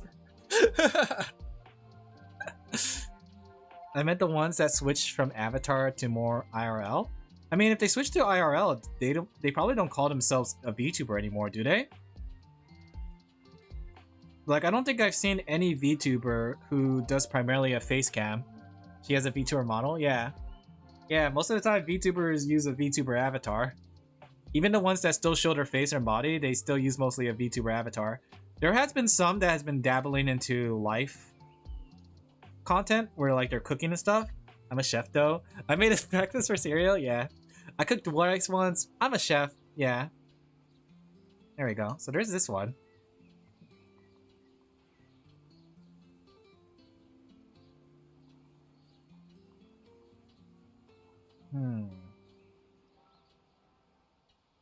That's one way. I think I want to try this one too. The one where she's firing her gun.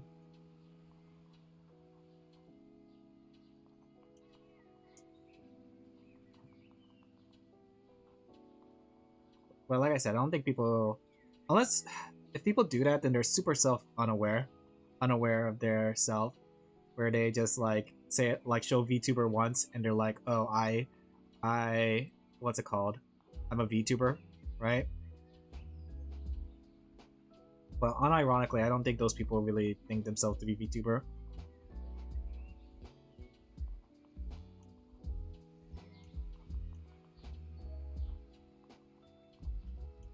Okay. If they do, then they have some kind of underlying problems. They just want to be part of a community, I guess, if they really think themselves to be a VTuber. You know? At that point, you're really trying to force yourself into something you're not.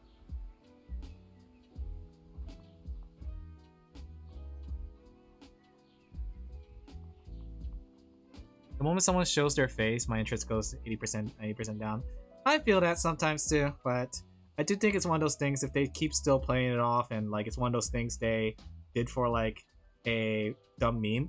But then like, what defines that though? I know like some clients I've seen who, or not some client, well yeah, some clients I have, they done like a full body cam, but they do it like in a giant outfit. They never showed their face, but they had to like do a cooking stream, right? So they had to do something like that. Someone followed that already showed their face before, yeah. Because something like that, I would still count as a VTuber, even though, because they're still hiding their face, you know? No visuals, just a voice. Me too, actually.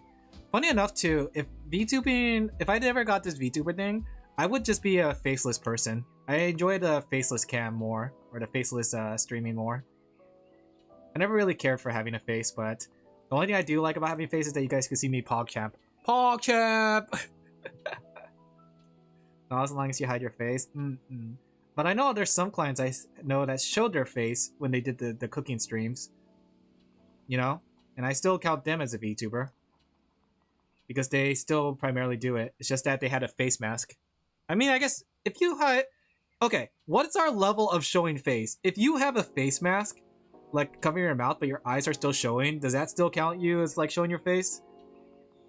Same, yeah. That's why I enjoyed Vinny Vinesauce so much. Because Vinny Vinesauce didn't really like have much... Like, sometimes he would come on stream, but he wouldn't show his face most of the time. Yes? Then yeah. I know some clients who have the sunglasses and face mask look. Some clients who did the full like just face mask look. So it really just depends, because I would still count them all that did that as a VTuber. The only one I wouldn't count as a VTuber is the one that like streams primarily using a face cam. You know? If they stream primarily using a face cam, then I wouldn't count them as a VTuber. Vinny always does it right. Yeah, I like Vinny's content. I haven't watched him in a while, but I do know like Vinny does it right, where, and that's what I like learned from Vinny, right?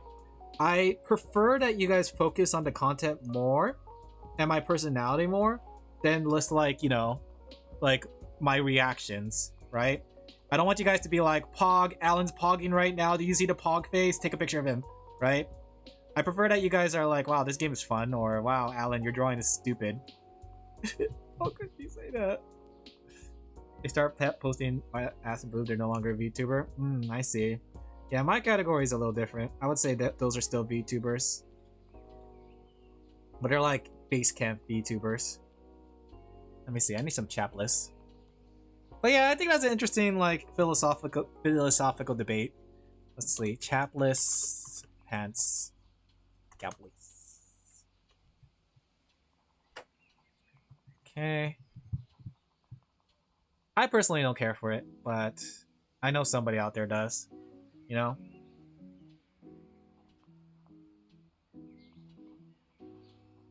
Okay.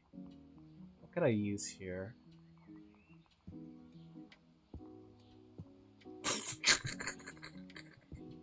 Okay, that one works.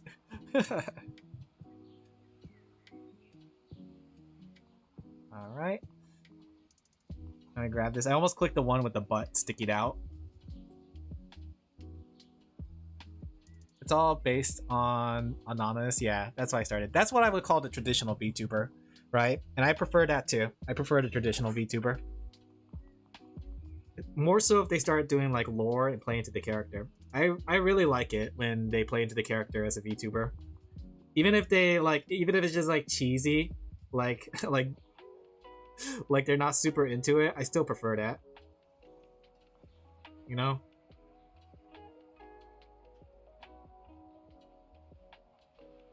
Okay. But your definition is no longer traditional. No, the traditional VTuber is the one that plays into the character but doesn't show their face, right?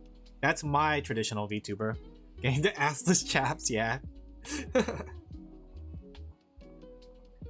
That's like whatever, like the Hololive way is the one that I would consider full traditional, you know? But I would consider like say Fifi. I know Fifi's shown her body several times. I would consider her like a cam girl VTuber in a way, you know? I will still follow or categorize her as a VTuber, but she wouldn't be the same type of VTuber as say like Hololive or something, right? Okay, she's fanning the gun. I like the reason the topic became so toxic is because people are watering down what even as a VTuber to be inclusive, which pisses people off. Certain aspect. A LootTuber. Yeah, a LootTuber is a good way to put it. Right? I couldn't come up with the word. Right? But I think that's just the nature of something gets bigger, you know? Things start out there, when things are niche, things don't really need as much categorization. But as things get bigger and bigger, categorization is kind of needed. And I think that's just human nature. Humans like to categorize things, you know? I mean, like, it falls with everything. Look at food. We're going back to food again! You did a whole stream on it? Yeah, I did. I'm a face cammer! Because it's gonna be even rougher too, like, because then, as soon as I show, like, if I had to show my face, but I'm gonna use a face mask, honestly. Because I'm doing, like, vlogs for the what's it called? Vlogs for the art show. Then I guess that makes me no longer VTuber. Okay. Ear cam, yeah. Something gets bigger is how community dies. I don't think so. I think small communities are always there. But I do think that the bigger community becomes less habitable, you know? Because too many people are joining in, right? So I wouldn't say the community dies, it just shifts, and you just have to find your own place. Right? That's why I said, like, no matter the game, no matter what, when the community gets too big, that's when it becomes really difficult. Every game has suffered from it. So, and VTubing is no different.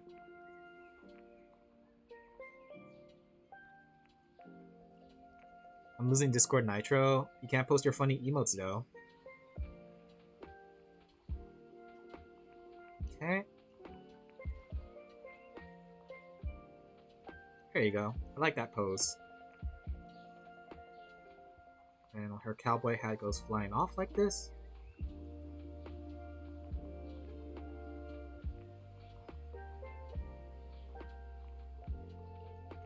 There you go. There's always gonna be, until normies destroy the community to make the hobby worse for the old guard.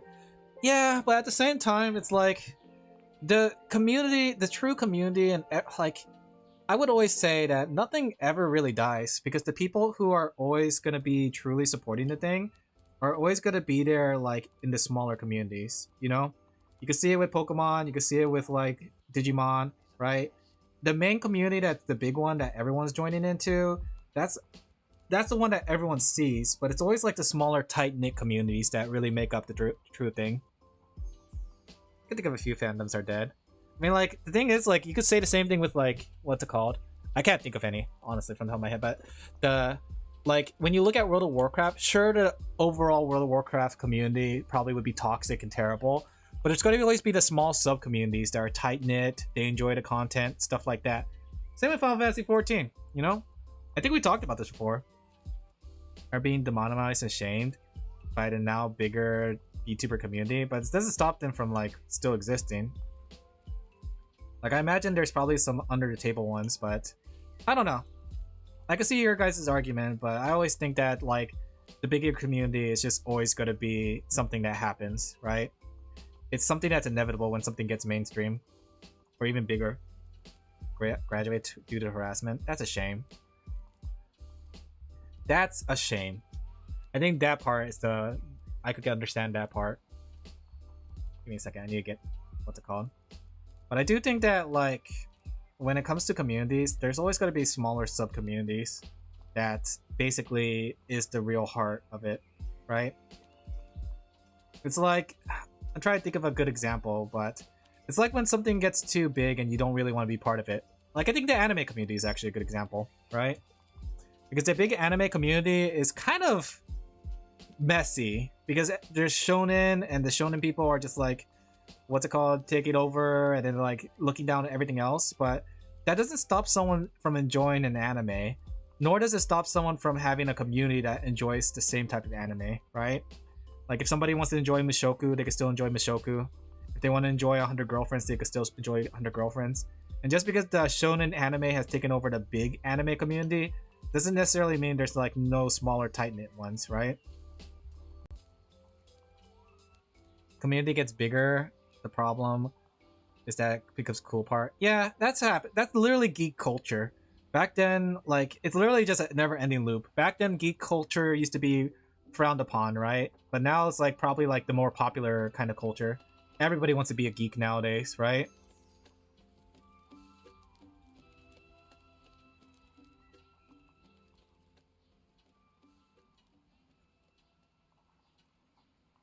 Maybe we should have him like crying because he got shot by Fifi.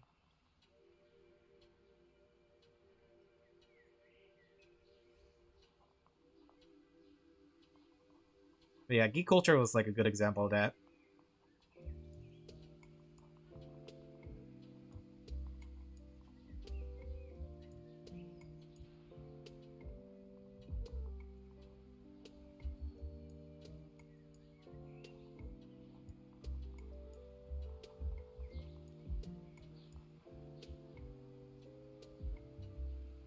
You know, it's kind of crazy how much Ray looks like one of my friends I know IRL.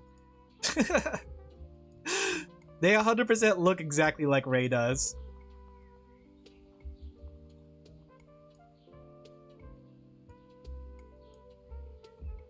There we go. I hope they can appreciate this composition, where I'm going to keep it simple around Fifi so she stands out. But, yeah. I do know, like, this composition is not very popular with a lot of VTubers. Because technically, like, it's one of those things where the focus is on the one that's simple, which is in the middle. Okay, let's go put a cowboy hat on you. Even though Ray's on the front, he's technically not the focus of the shot.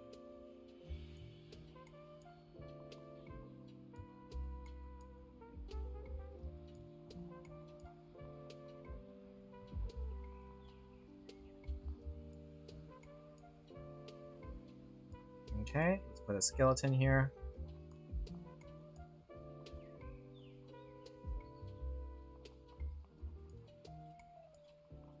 Put a cowboy hat on that skeleton.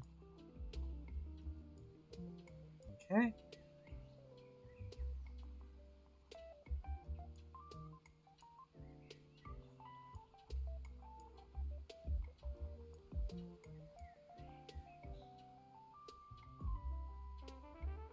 There you go. Make the cowboy hat fly off this person. Something like this.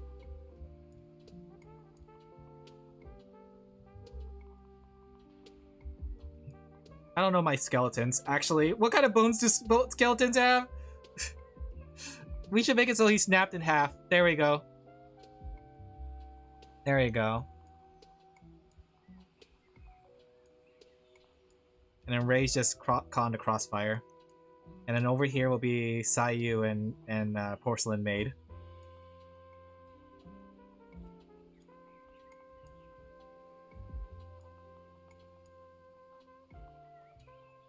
Okay, just to fit them in here. They'll be like hiding behind a fence. And they'll be like, wow! And then like, we should have, I guess Porcelain Maid could be clapping.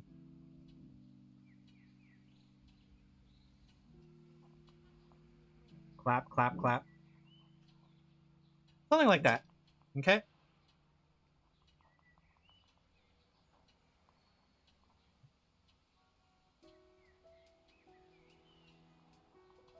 Okay, skeleton shattered. Spine shattered. Pelvis bone destroyed. Legs. Okay. This guy should be in the foreground. To help him stand out, I'm gonna make him blue. I like how I'm just saying my thinking process. There's a lot of thought that I put into art. I thought I don't put too much thought into my art, but I actually do. I surprisingly put a lot of thought into my art. There you go. I think a lot. They call me out the thinker. Okay. And then you got shot. In fact, I'll use the blue for the shot effect. Because I think the important thing about sending clients a sketch is the readability. That way they know what's going on in the shot. So if I like send them something like this and it's all red, it's going to be hard to read what's going on.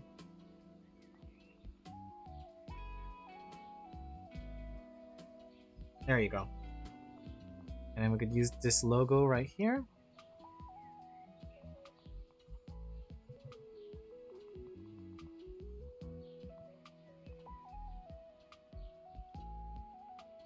There we go. And it helps too that the logo's right next to Fifi, right? That way it becomes a thing where your eye is drawn to where the logo is. There you go. Let's give more room around Fifi so it's easier to see her. There you go. Even though Fifi's the smaller part of it, she is the main focus of this picture.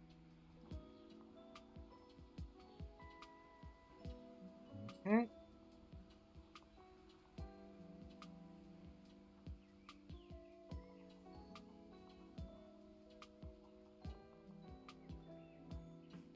Something like this, and then we got like a background shot. Maybe like a sunset going on behind Fifi. Ah, the sunset. I really like the sunset aspect. There you go. And then let me draw these two. So Sayu.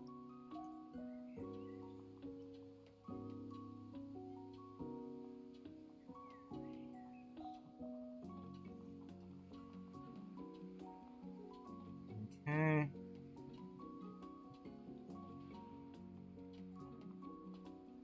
Something like this.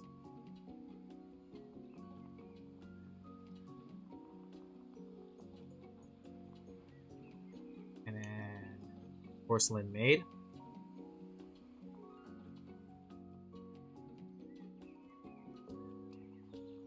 They're clapping. They're like, wow, that's amazing. Sugoi desu ne.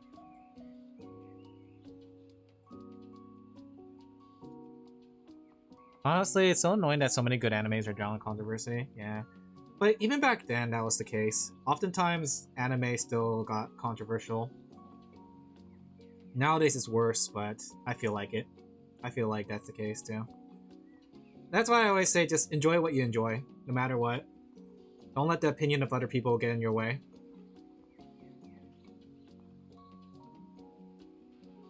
There you go. Wasn't as bad. I don't know. There was still some pretty bad ones. People would still like knock around.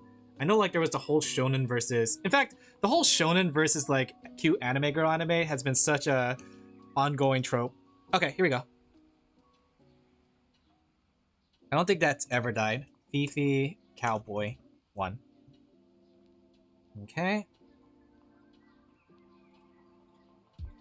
Fifi Cowboy 2.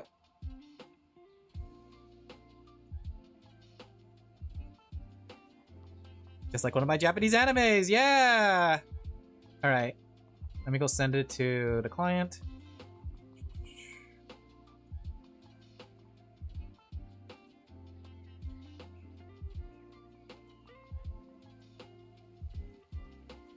Here's how the sketch came out. I had 2 fun ideas with this one.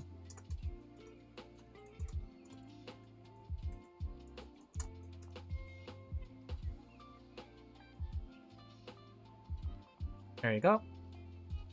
Alright, that one's done. Let me see. What's next on my queue list? So...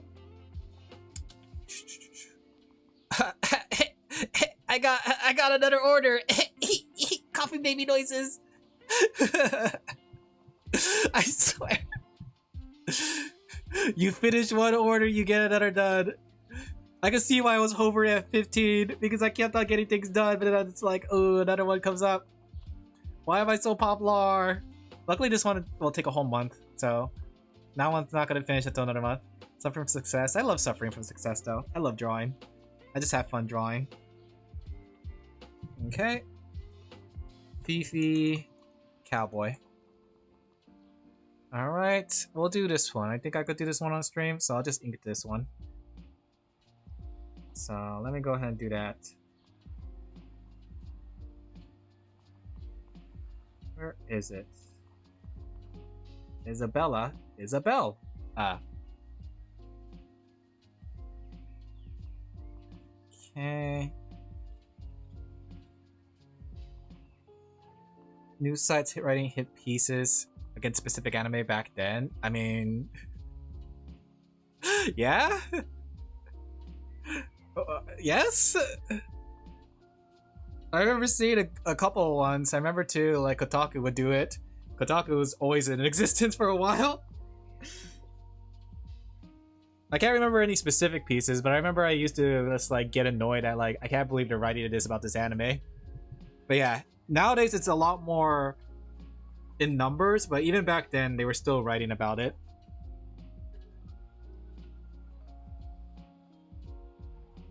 Can't remember any specific articles, but I remember it specifically. Give me a second. Just pulling up some references just to make sure. But this one shouldn't be too bad. Her colors are very simple, so it'll be very easy to get by. So I'll finish this one up, and then I'm going to finish up the other sketches I need to do that are supposed to be done off stream because I can't do it on stream. Can't do some of those sketches on stream. If you know, you know.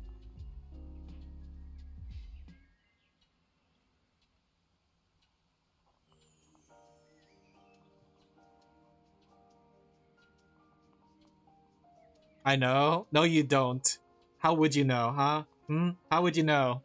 There's no way you would have known. What time is it? Oh, I'm doing pretty good time, actually. I finished up one commission. I did 2 sketches. Looks so angry. What do you do, chat? If you know, you know, chat. Alright. Let's go finish this one up since I could do this one on stream, not like the other ones. He's in serious mode. I'm focused, chat. I'm pissed off. I'm pissed off at you. Okay. I should get this one done. Okay, then I'll send the sketches tonight. I should be able to send the sketches tonight. And then I should be able to ink it and color it tomorrow. Alright. Schedule's a little tight this week, but that happens. I lost a whole day. So it just happens. Focus on these. Watch this.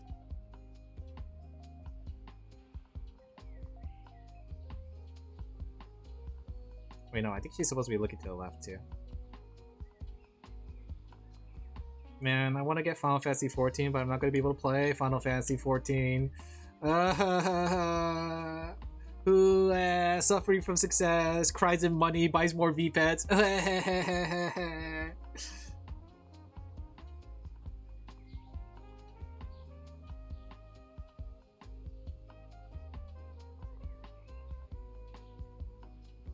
There we go. Well, this one should be simple, just looking at it. Her outfit's very simple as well, so that helps. Sometimes the simplicity of it makes it extra cute, you know? Okay.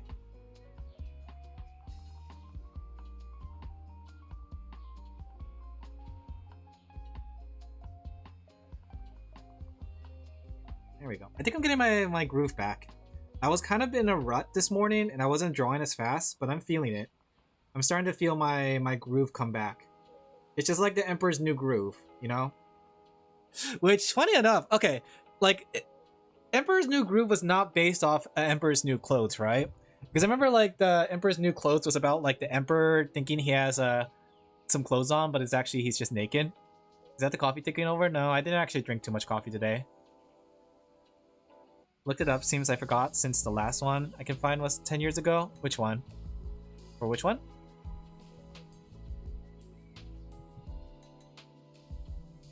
But yeah, I'm starting to get my feelings back. We do what we must because we can.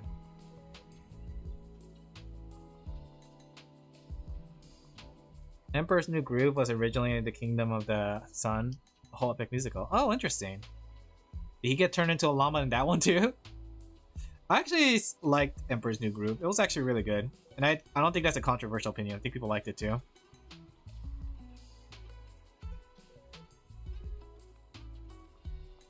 I'm surprised though we haven't like gone to the point where they're remaking that one. It was wholly different.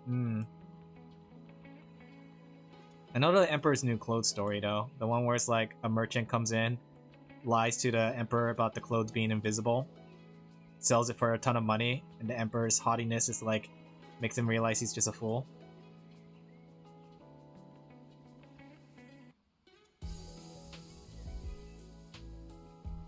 They kind of never made a script for Emperor's New Groove. Oh, really? They did a pretty good job at it, though. That movie was pretty fun.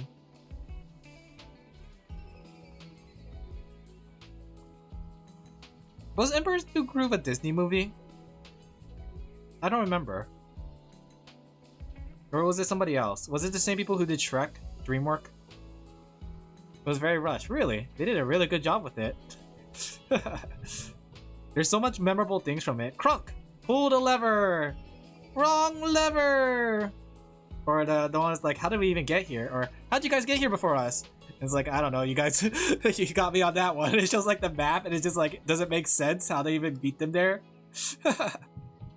There's a lot of like dumb like moments, and then like the part where Krunk is like talking to his angel and devil on his shoulder, but nobody could see it, so it looks like he's just talking to himself.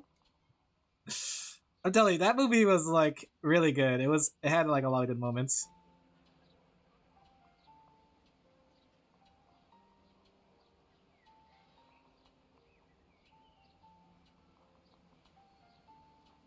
I don't care for the second one though, Emperor's New Groove 2.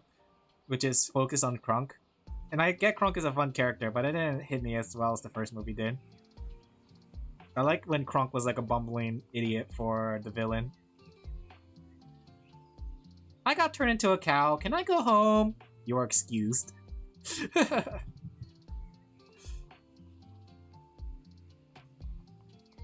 Can't say she's a bad boss because she let her employee go home for being turned into a cow.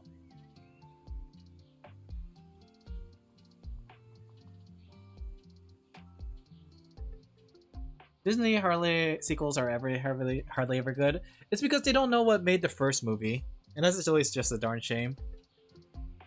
You know, they say like, okay, we gotta make a movie based on the first movie, but cannot do the same thing as the first movie. But then they do the same thing as the first movie.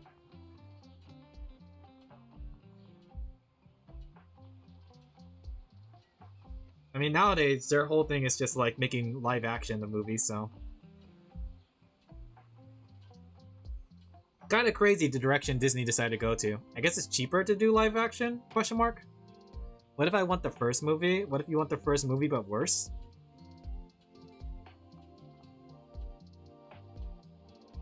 There are some sequels that are totally different. I think the thing is too, like, it doesn't capture the magic of the originals, partially because like the originals were done in a different like era, I guess. I'm thinking of like Pocahontas 1 versus Pocahontas 2. I can't believe Pocahontas 2 happened. And I get they're trying to make it more historically accurate, but you know, Pocahontas 1 could have just ended there and they could just say based off a non-real story. But I guess it's because Pocahontas is a real person. So. For those who don't know what happened to Pocahontas 2, like how it happened was like, so basically in the first movie, Pocahontas fell in love with John Smith. But at the beginning of the second movie, John Smith mysteriously died. Whoa! So when Pocahontas arrived in the new land, she met a new guy, and at first she kind of hated the guy, but then they fall in love. But then John Smith turned out to be alive, and he was like, "Go on, Pocahontas, be happy."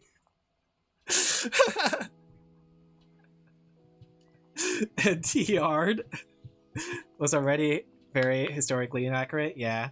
So they tried to make it so the second movie was supposed to be more historically accurate.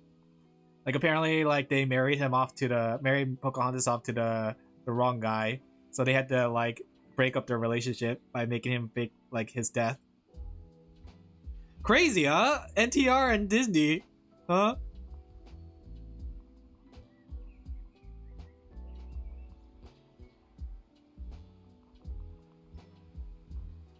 Crazy? I was crazy once. They put me in a room full of crazy people. Kinda reminds me too. Crap, I was gonna say something stupid, but I forgot. I forgot.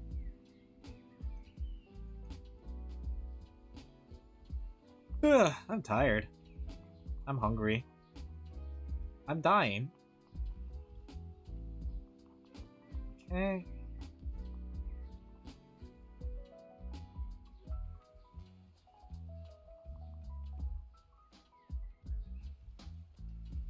Oh yeah, I know what I was going to talk about. I was going to talk about, I went down the rabbit hole and learned about Disney adults. Because it showed up on my feed, and it was like talking about how like some Disney adults like go into debt to go into Disneyland. That's crazy. Like hundreds of thousands of dollars is the debt. And I didn't realize how expensive Disneyland was, right? Like my brother used to also do a lot of Disney trips to it, but he doesn't do it anymore. Don't know why, but he used to be like super into Disney, but suddenly like recently he stopped doing a whole bunch of Disney trips. Don't die, yeah. It's starting to get hot. My brain's starting to get cooked. But yeah, Disney adults are crazy. I don't know. It's like they spend so much money in the park. Got a lot more expensive. I'm not surprised because like what's it called? They're using inflation nowadays as an excuse. But the video I was listening to talked about how they don't even cater to like younger kids anymore. Like something like that, where Disney adults are like their main audience is why they're selling alcohol in the parks, which is crazy. Full blast for the past 4 hours and still 26. That's crazy. Oh, today's just a hot day, really. Like the AC has been turning on and off, and my fan is on me right now.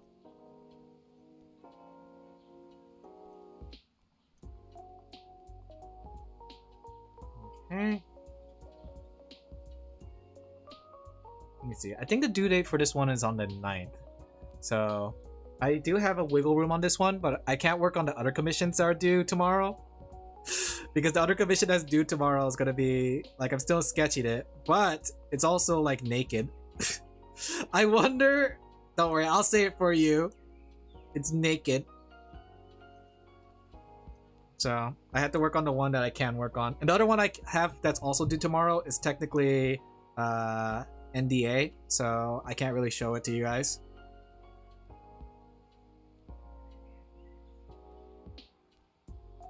There we go. So I had to do the next best thing.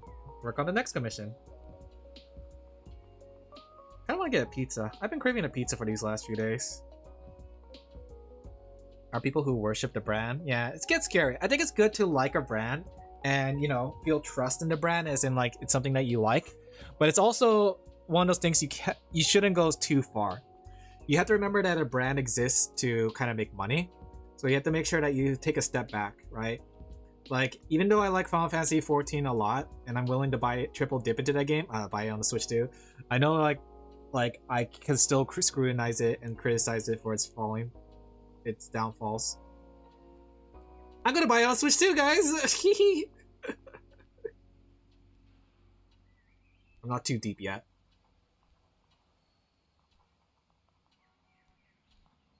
Oh, I'm so hungry. Do I want a pizza today? I kind of want a pizza. Pilgrimage to Disneyland instead of Interstate Holy Site. Insert holy site. I don't know though. That's the thing though. For people who do a lot of Disney trips like that, they usually live pretty close to Disneyland, right? Like Disney adults don't like have to fly across the world to get to Disneyland. A lot of them are like in the California or Florida area.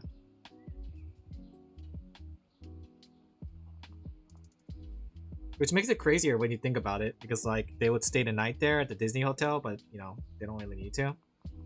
At least for one of my friends, it makes sense because they get Disney miles or whatever they call it, like Disneyland points, and essentially they only go to Disneyland when they can pay off a full trip and stay, right? So like when the trip is fully paid off with just points itself, that's when they go to Disneyland. And they use their credit card for everything. Like they use it for like, you know, bills, they use it for food, they use it for water. So they essentially get a lot of points out of it. Some actually do fly. Yeah. The ones I do know of in my life are the people who live close to it. So, but that makes sense because I live close to it. But if you're flying like all the way across the country or across the world for it, and it costs thousands of dollars, I think that's, you know, a little much. Scam Drake?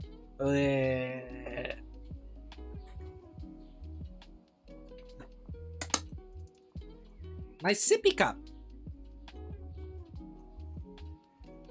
But I guess if they're happy, I don't know. I guess it's one of those things as long as they're happy and they're doing it responsibly. But most Disney adults don't do it responsibly. Are you really drinking? Do you want me to drink again? You want to hear me?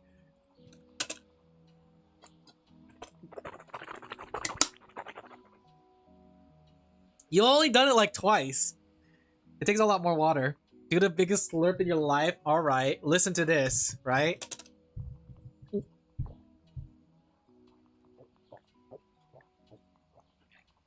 Happy? Happy? Grabs you by the throat. Are you happy? Now I just finished up the water bottle. I'm not gonna have enough water for tomorrow. You are a Disney adult if you're responsible with it. I guess that's true. Well, I guess that's the same with everything else. You check your point shop. Because technically, if you're not responsible with anything else, it's like, you know, you're not necessarily a fan of the content, I guess. What, you wouldn't go into debt for your House of a Mouse? House of Mouse? But I think the thing is, like, you can enjoy any hobby, no matter how expensive it is, as long as you're just responsible with it, you know? As long as you spend an adequate amount of time, the adequate amount of money, and don't go overboard when you can't do so, then you can still enjoy it. Like, gaming, per se, is a good one to say. Cooking. Everything comes back to eating. Eating at fancy restaurants is a good one, right? You can still enjoy those hobbies, per se, as long as you're not, like, going crazy, you know?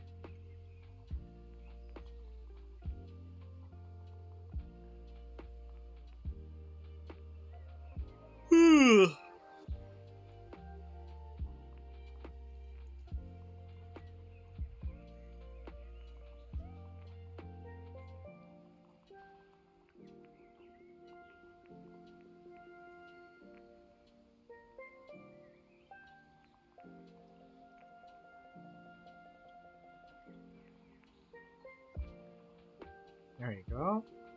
The whole reason why Disney deals are known is because they are going too far. Yeah, I guess that's true. But I think the thing is still, like we said before, it's one of those categories or things that... One second, let me grab my dog. It's where the title, the name changes as time goes on, where it starts generalizing, becoming everything, right? So when you say Disney adult nowadays, you just think of an adult that likes Disney. I got you. I got you. I'm gonna throw you in the bed. I'm gonna bite you.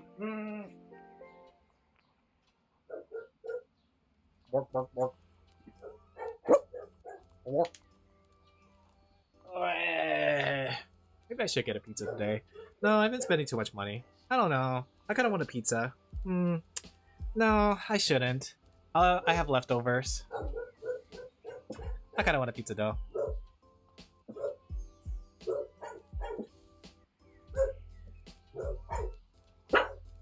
Dogu. Is it just me or are most adults, Disney adults, super fat? Are they? I don't know if there was a trend of that. Maybe there's something related to it?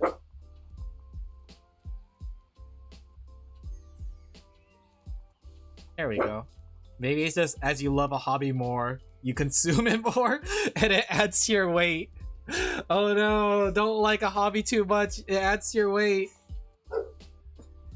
Or maybe it's related to Disneyland. Are the foods? I never ate food in Disneyland because it's always so pricey, but is the food in Disneyland really fatty? Because that could be a correlation right there.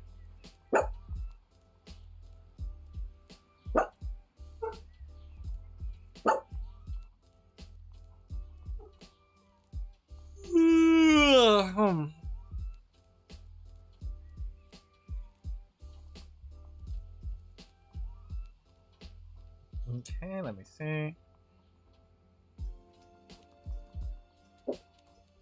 Am I doing this one right? Does her head tilt? Okay, something like this.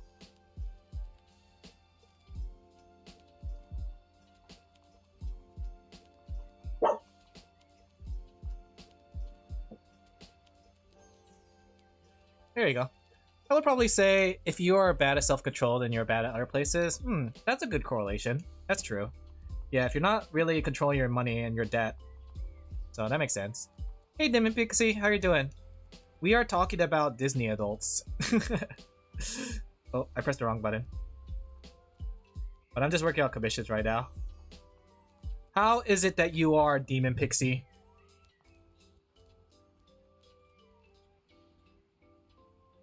Okay.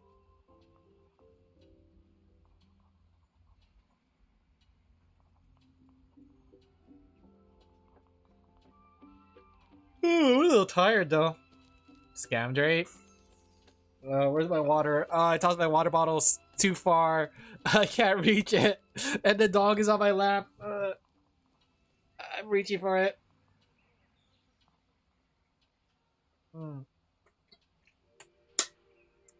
What would you do if your soulmate, but they are you met your soulmate, but they're a Disney adult? I mean, if I love them and they're willing to control themselves in our relationship, then that's fine. Like I don't see any reason to hate them as long as they control themselves. But if they don't control themselves, then that's worth discussing. But if they don't, then that's part of the relationship problems. So if that's the case, then we can't be together. It's sort of like if you find somebody and they indulge too much into what they love, but then they don't spend enough time with you, you know? That's just part of a normal relationship. You have to make time for each other and understand each other's like whims. You wouldn't get into a relationship and married with somebody if they what's it called? If they don't respect what bothers you. You know? If they aren't willing to compromise, and if with anything then 1 trip per year. 1 trip per year isn't bad per se. Especially if it's like a savings up for something. Like if they're a Disney adult and they say they want 1 trip per year, then that's pretty fine. But if it's like a trip every season, that's a little much. Hey Asuka, I had a friend that had a dip. His girlfriend was spending like crazy and he was paying her debt. Yeah. So that's the case. Like if that's something where she doesn't respect his space about like financial areas, then yeah. Alan's still angry. I'm angry. Women. I'm angry. Women. I think the most absurd one is they ask for it for 6 times a year. So once every 2 months, then yeah, that's too absurd. But if it's like 1 every season, that's okay. If it's once every year, that's the best, right? So it's kind of like a yearly trip or vacation in a way, right? And even more so if it's like once every season, then that's 4 times a year. So that's like a 4 times a vacation. Well, if it's once a month, then yeah, that's a problem. If it's once a month, that's 12 times a year. So that's a big problem. But they spend $10,000 each time. If they're spending their own money and not my money. If they saved up for it, then yeah, they could do that. But if they're spending a combination of our money, then no, honey, you have to look at this. We're bringing sandwiches. Honey, if we're going to go this frequently into the Disneyland park, we are going to bring our own peanut butter sandwiches. We're going to eat it. Okay? We're not buying any fast passes. We are going to be waiting in every line. Honey, okay? Honey, you have to listen to me. We are not gonna buy any merchandise more than $50. What's a combination, but just your money? Alan, it's our money, honey. We are spending our money together, so I have a say on what we do with it. If you saved your own money to spend, then fine, right? That's the way I want to see our relationship. We'll have our combination of our money, but if we want to have our own personal spending, like I want to buy my V pets, or she wants to spend it on Disneyland trips, then she has to save her own money separately, right? Like maybe take $100 from her own paycheck and put it aside, just like I would do. You know? That's the way I would see an ideal relationship. But the combination money for things like rent, stuff like that, will go into another bank account. Just your money? If it's my money, no. I would never get a girlfriend then, because a girlfriend would hate that. My girlfriend hates me! Even though it's like the most reasonable thing when you think about it. I think it's important that we understand our financial boundaries. But if she's like overspending and she's willing to like, you know, dip into our like rent money or into our life savings or things like that, then no, sadly, honey, we're no longer honey. You're a bunny. Tosses you into the streets. I like to imagine though, if we are intimate to the point where we're close to marriage, that's already settled out. I think it's very important that like if you're dating someone or you love somebody, that like, you know, you understand what your boundaries are when it comes to things. And that's the whole point of dating beforehand. If you just jump straight into marriage, you're gonna be learning that like during the marriage. But if she spent it all on Eno merch, okay, we could share that together. If she's been on Ina merch and she's also a fan of Nina then we can love her together. I'm sure you'll get a super hot billionaire GF to support you. I don't even want a super hot billionaire GF. I want a girlfriend that loves me for who I am. She can be anything she wants to be. She could be a Disney adult. She could be a yaoi fan, right? She could be Gigi Muren. As long as she likes me for who I am and the things that I do, you know, I'll do the same for her.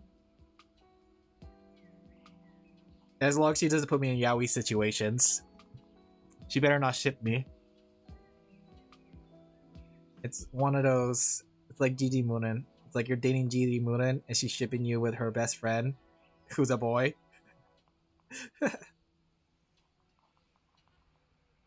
Put on the maid outfit. You know what? If my girlfriend wants me to put on the maid outfit, but it's not like one of those things where it's shipping or yaoi, I would do it. I would love my girlfriend for that. But that means she would also have to put cosplay outfits for me, you know? It's a equivalent exchange, right? I will do it for my GF. Not for you guys, but for my girlfriend because I love her. Right? I mean, why would a super hot rich girlfriend be with you anything love? That's a fair deal, yeah. She's gonna dress up in all my favorite cute anime girl outfits.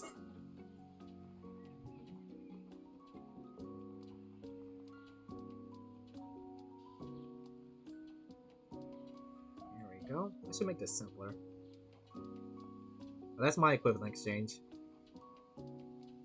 My girlfriend can't be this cute, dresses me up as a maid. That's the only way I'll ever be a femboy, if my girlfriend wills it. If she wills it, but she also does things for me, then I will also be a femboy for her. Not for you guys though. Never for you guys. I'm sorry, chat. We're not like that. It'll be scary to have like a streamer girlfriend now I think about it. Because then they'll hear that and they'll be like, alright guys, let's get Alin to become a femboy. He's rebranding now. Femboy Laphel. Here's the pictures of his legs right now.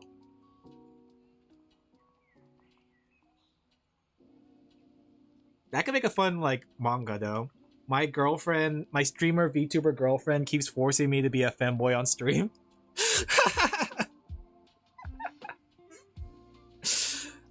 My streamer girlfriend can't keep forcing me like this.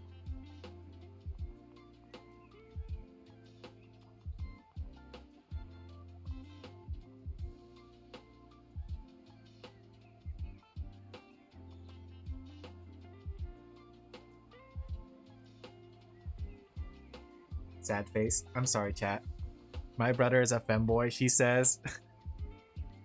Oh no, streamer relationships, you're right. I don't know. I think it would be really cute if I have a power couple. So what cosplays you got in mind? I mean, Ina cosplay would be cute. I like Gigi's outfit too.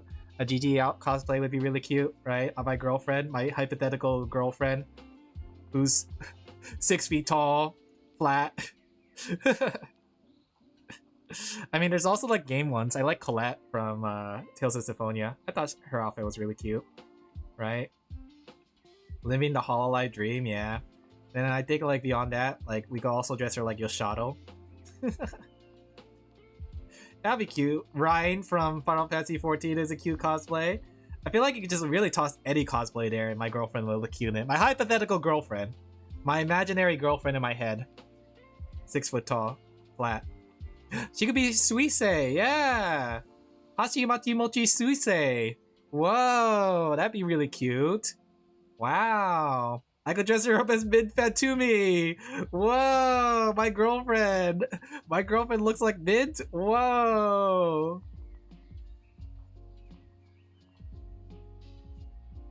Kenya? Pikami? There's so much potential, guys. Find yourself a cosplay girlfriend just like I did. Hypothetically. In my imagination. Just don't use the wrong name when she's in a Mint cosplay. What do you mean? Wait. I don't get it. Is there like a Mint for something else? Mint Fantumi? Oh. Mint Fantumi. Is that it? Because I would say Mint Fantumi. I'm gonna get some coffee after stream. I'm sorry to fall asleep.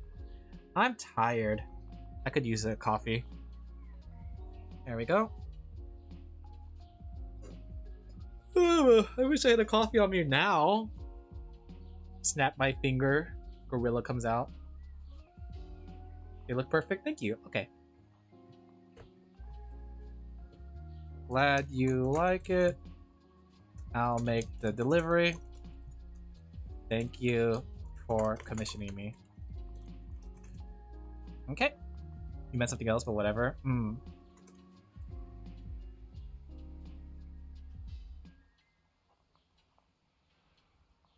Oh, let me go check if they got back to me. Nope, they haven't got back to me. Okay. Okay. Let me go send this one over to the client. Another commission done, chat. Wow, he's doing great. He's an amazing artist. Okay.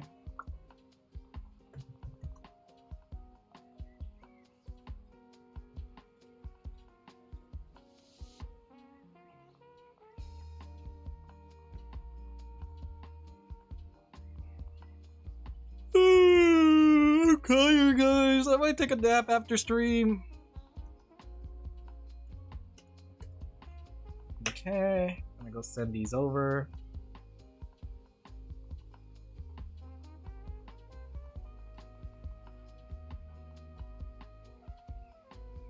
Here's how they came out. And oh man, I am really tired that I'm typing the wrong message. 2 PNG thumbnail bus ready to use. All right, 1, 2 the deliverables PNG. Okay, sounds good. And I'll make the thing afterwards. Weren't you needed someplace? I was, but what's it called? I told them I won't be able to do it today, so. If I wasn't going to do it during the time they wanted to, they didn't want me to come by. So it's one of those things. They were pressuring me. It's the toxic person. They were pressuring me into trying to go there right now at this moment and drop everything. But I can't just do that. I have commissions I have to finish up. I was there yesterday for like 7 hours, 6-7 hours. So I can't really just keep doing another 6-7 hours here and there just for stuff, you know? I wonder if I'm selfish. Am I selfish for thinking like that I can't really give my time to other people for some things right now? Because I feel like they're kind of they're an adult. They can handle the situation too, which is the sad thing. It's like, you know, depends. I don't know. Because the way I kind of see it is like, I, you know, have to finish up work, and they kind of ate up a lot of my time the other day, so I need to make up for it. Am I in the wrong? What was that, Reddit? Am I the asshole here? Maybe I need to start posting there.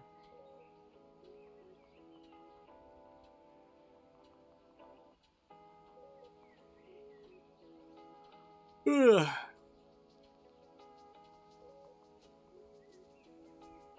I mean, you're giving your time to other people now, that people commission you? Yeah. I'm working. I'm literally working. I mean, even the stream is like an advertisement work when you think about it too. I mean, it's a complex subject. It is a complex subject, but I feel like I've given a lot of my time to them already because they couldn't really handle things by themselves. But that was mostly because they wanted moral support.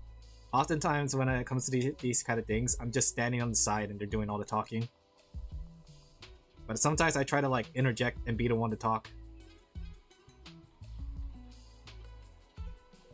I don't know. It's complicated. Like, I want to support them at the same time, though. They just don't want to do things for themselves. I don't know. It's hard to say. And they have been controlling my life for the last like 6-7 months. So they would guilt me. They would shame me. They would tell me all these kind of things that like I need to be there and do things for them, just because. I literally had to drive like around 8 o'clock at night to go help them charge their iPad. Being charitable, some people just need someone to be there. But that's the thing though, like I can't be there on every single women call, you know? Like I get that like some people really need someone to be there, but at the same time, like, am I a lapdog? Am I someone that needs, like, as soon as like something bad happens, I have to be there? And it's not even something bad happens, it's just discussion. I don't know. I guess I am selfish then. But at the same time, I'm kind of tired. Because I've been like that for the last 6 months. As soon as something goes wrong or as soon as they need like support, like help, like cheering up, it's like, and that happens so frequently.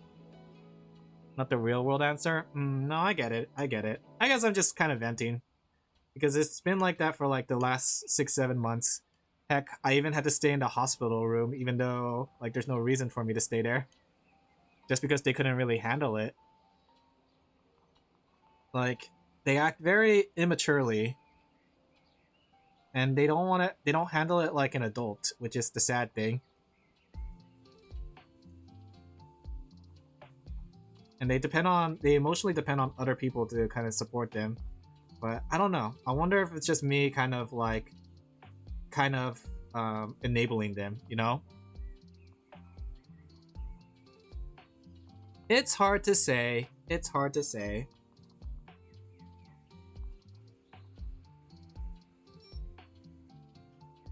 Oh, I'm so hungry.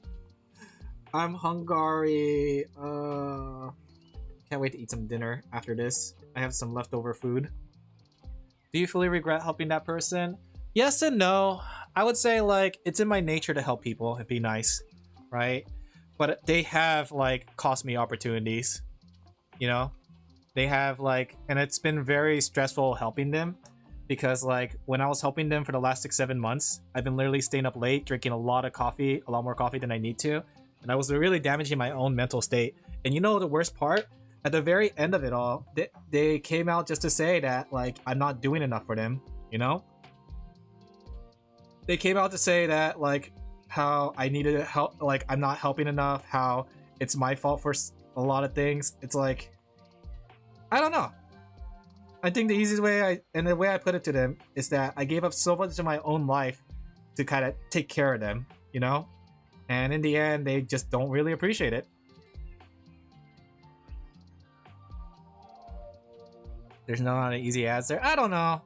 But in a way, that's just me being selfish because I want to start like taking ownership of my life, right? I feel like, and the thing is, I always have to keep justifying why I can't do things. And sometimes it's just the smallest of calls. Like I said, they called me because like an iPad needed to be charged and they can't get it to work. So, I don't know. It's hard to say. But at the same time, I understand, you know, family and family's important and taking care of family.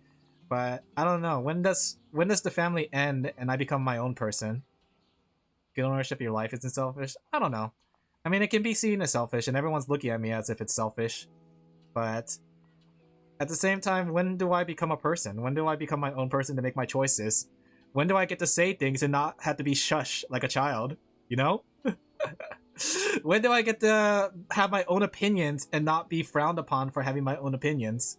When do I get to do something and not like have to be afraid of like making the wrong choice? You know?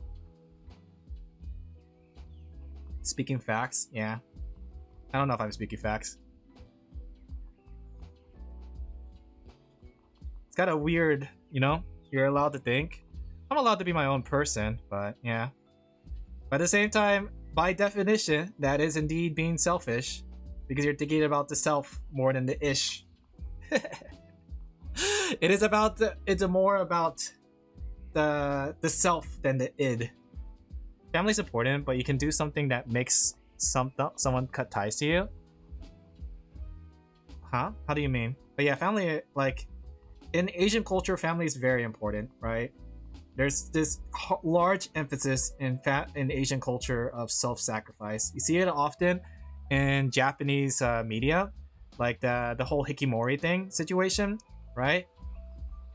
And it's hard to say because that is the biggest difference between Western culture and Eastern culture. But then that becomes a thing that's expected of the next generation and the generation after that. The idea of sacrificing everything for the generation beforehand. I believe there's a term for it. Is the generational debt of every family member. Wanting you to conform to them is also being selfish. That's true, but in a way, it's kind of ironic because them calling me selfish is for their own selfish deeds. It's an interesting concept, you know, and it's something I've been trying to deal with for the last few months, trying to break off. Yeah, it's just me trying to like become my own person because I'm tired of having to like agree with things that are unagreeable, right? I don't want to agree that the nurses are terrible people when some of the nurses are really good people. I don't want to agree that the hospital is not doing their work when some of the hospital partially is doing their work, you know? Like, I'm my own person, and I hate that I have to be shamed for having my own opinion. You know? I don't know. It's complicated. You have to figure out what introspection. No, I know. And that's what I'm trying to do now. And I figure out what makes my true self. And my self is saying that I can still care for them in the distance. You know? I don't have to drop everything on the dime just because they can't handle something, you know? Because I've been doing that a lot. I've been doing that a lot lately this year, where I would drop everything just to take care of them, and it just comes out of my own pocket in a way. I had to like deal with the consequences of dropping everything at the moment. This is what fiction and stories are for when it makes you think about strange situation, but this is also non-fiction books. I've seen some biographies about this and like self-help books. Is this like a walk around just to get me to read Mushoku Plague?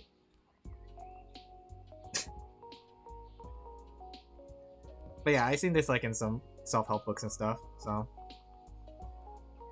There's a book I was reading about like dealing with doubt. No, not doubt. Shame? No, guilt. Right? The whole idea about dealing with guilt and how you are not the guilty party, and a lot of guilt is actually self-inflicted, right? Something that's also generational, something that's been built up through your system, stuff like that. Because they aren't a good person? I don't know. It's hard to say.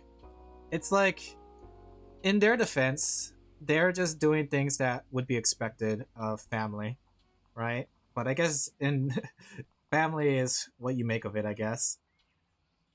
And I do have a large debt to them in a way. It's just hard to say, like, when does the debt end? When do I become my own person and decide my own things and not be shamed for it? It's hard to say. I mean, some fictional works express things better than non-fiction, I guess, but I'm not reading Mushoku on my free time. I'm just gonna say it's flat out. If I'm gonna have free time, it's gonna be playing a game. You should have been freed decades ago. Honestly, I should have. When I was talking to my not childhood friend, when I was talking to my friend that showed up in chat, I was just thinking about the fact that like literally the same thing is happening again, right? I literally having the same problem when I was like friends with them, because back then we were, you know, they saw the same problems happening and, you know, they said the same kind of things. It's kind of crazy how I've been having the same problem this whole time, and it's just me trying to keep connections because they're family, right? But I think I need to not lose sight of myself, I guess. It's funny too because it's only recent that I've been trying to become my own person. I've for the longest time come to acceptance that I would be, you know, serving them essentially, taking care of them until they die. And it's kind of a sad thing to think about because it's like that's a long lifetime. I'll be like in my old age before I become my own person, and what then? I already lost a lot of my life. That's not main character of you, but that's why like lately I've been standing up for myself because I deserve to live. I don't need to justify my life. And I hate that like every time like I'm talking to them about something related to my life, I had to come up with a justification why I'm doing something, you know? And if I don't, then I get anxiety and stuff because I know what they're going to react. I need to start like not needing to justify my existence, because that's what got me to thinking about like, you know, not savory options because it doesn't feel like I'm a person. It doesn't feel like I'm even alive. My whole existence is to serve another person, take care of them until they die. That seems so sad. It's your life ultimately, yeah. But in the end, that's like the ultimate selfishness, you know? I mean, at work, like an example, crime and punishment can express something that's hard to explain in nonfiction. I mean, you can still like go with like a person's memoirs. But I get it, Plague, I get it. But I'm not gonna read any fictional books, especially now. I'm not in like the mood to read anything fictional. Because it's just gonna be frustrating. Like I said, right now I'm in the mood for something I like, not something that I want to get into. Like, you wouldn't recommend someone to get into drawing when they're not in the mood for drawing. You have to be in a specific mood.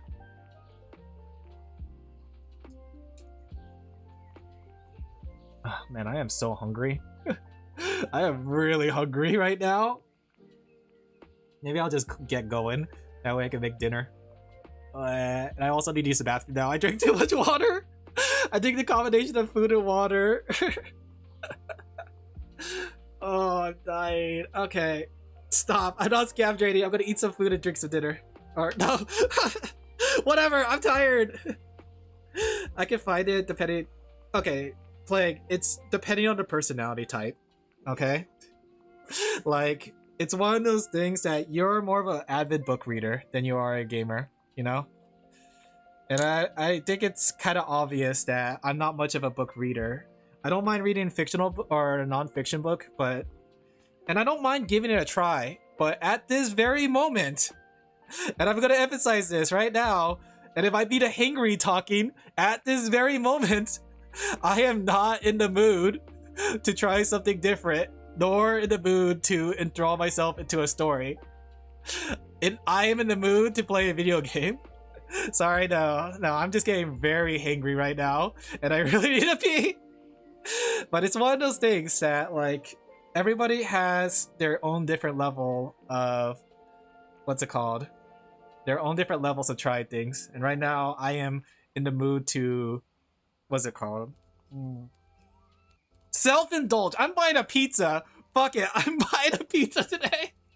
I thought about it, and you know what? I want a pizza. I'm gonna be selfish. I'm choosing the gross option. Pizza. I'm the pizza type. Fatty, shut up. But I don't mean any ill will from it, Plague. It's just that, like, what's it called? I think there is a novelty in reading, but right now the novelty for me is just playing video games. All right, I'm gonna jump off. Thank you guys for coming. I'm gonna grab myself a pizza. Maybe I have some ice cream too. Oh, I'm gonna eat some pizza and ice cream. I'm gonna so self-indulge. I'm getting so much weight though. Oh, I've been so stressed like lately that I've been stress eating and stress buying that I'm like gaining weight. What topping are you thinking? I'm thinking of just pure pepperoni. Or maybe supreme. I don't know. We'll see. Thank you guys for coming. Also, like, I didn't mean any ill will. Hopefully I didn't, like, come off as mean. No ill will. What's it called? I just did that because also the hangry is talking. Alright, guys, I'm gonna jump off. Thank you guys for coming. I hope you guys enjoyed the stream as much as I did. It was fun. Thanks for the stream. Yeah, I hope you guys had fun, too. My stomach hurts so much. I'm gonna get some pizza. I'm gonna eat some ice cream. Then I'll get back to work. And I'm gonna draw some naked bits because that is what the commission's command for, right? Yeah, you guys take care of yourself. You guys enjoy yourself, you know? I was more concerned that I was making you mad. No. I mean, I was getting hangry, but that's just because I'm hungry. That's the thing. Hangry is a real thing. So I'm gonna go. Bye! Have a good one. You guys take care of yourself. I'm not really mad at you guys, okay? Don't ever feel like I'm actually like hate you guys, except for Swordy. Except Swordy, especially Swordy. See you guys tomorrow. Yeah, I should be here tomorrow. And Pixel, because Pixel is like he hates us, so I have to traditionally hate Pixel. Don't let Pixel know. Heck you. Check your messages later. Bye guys. Take care.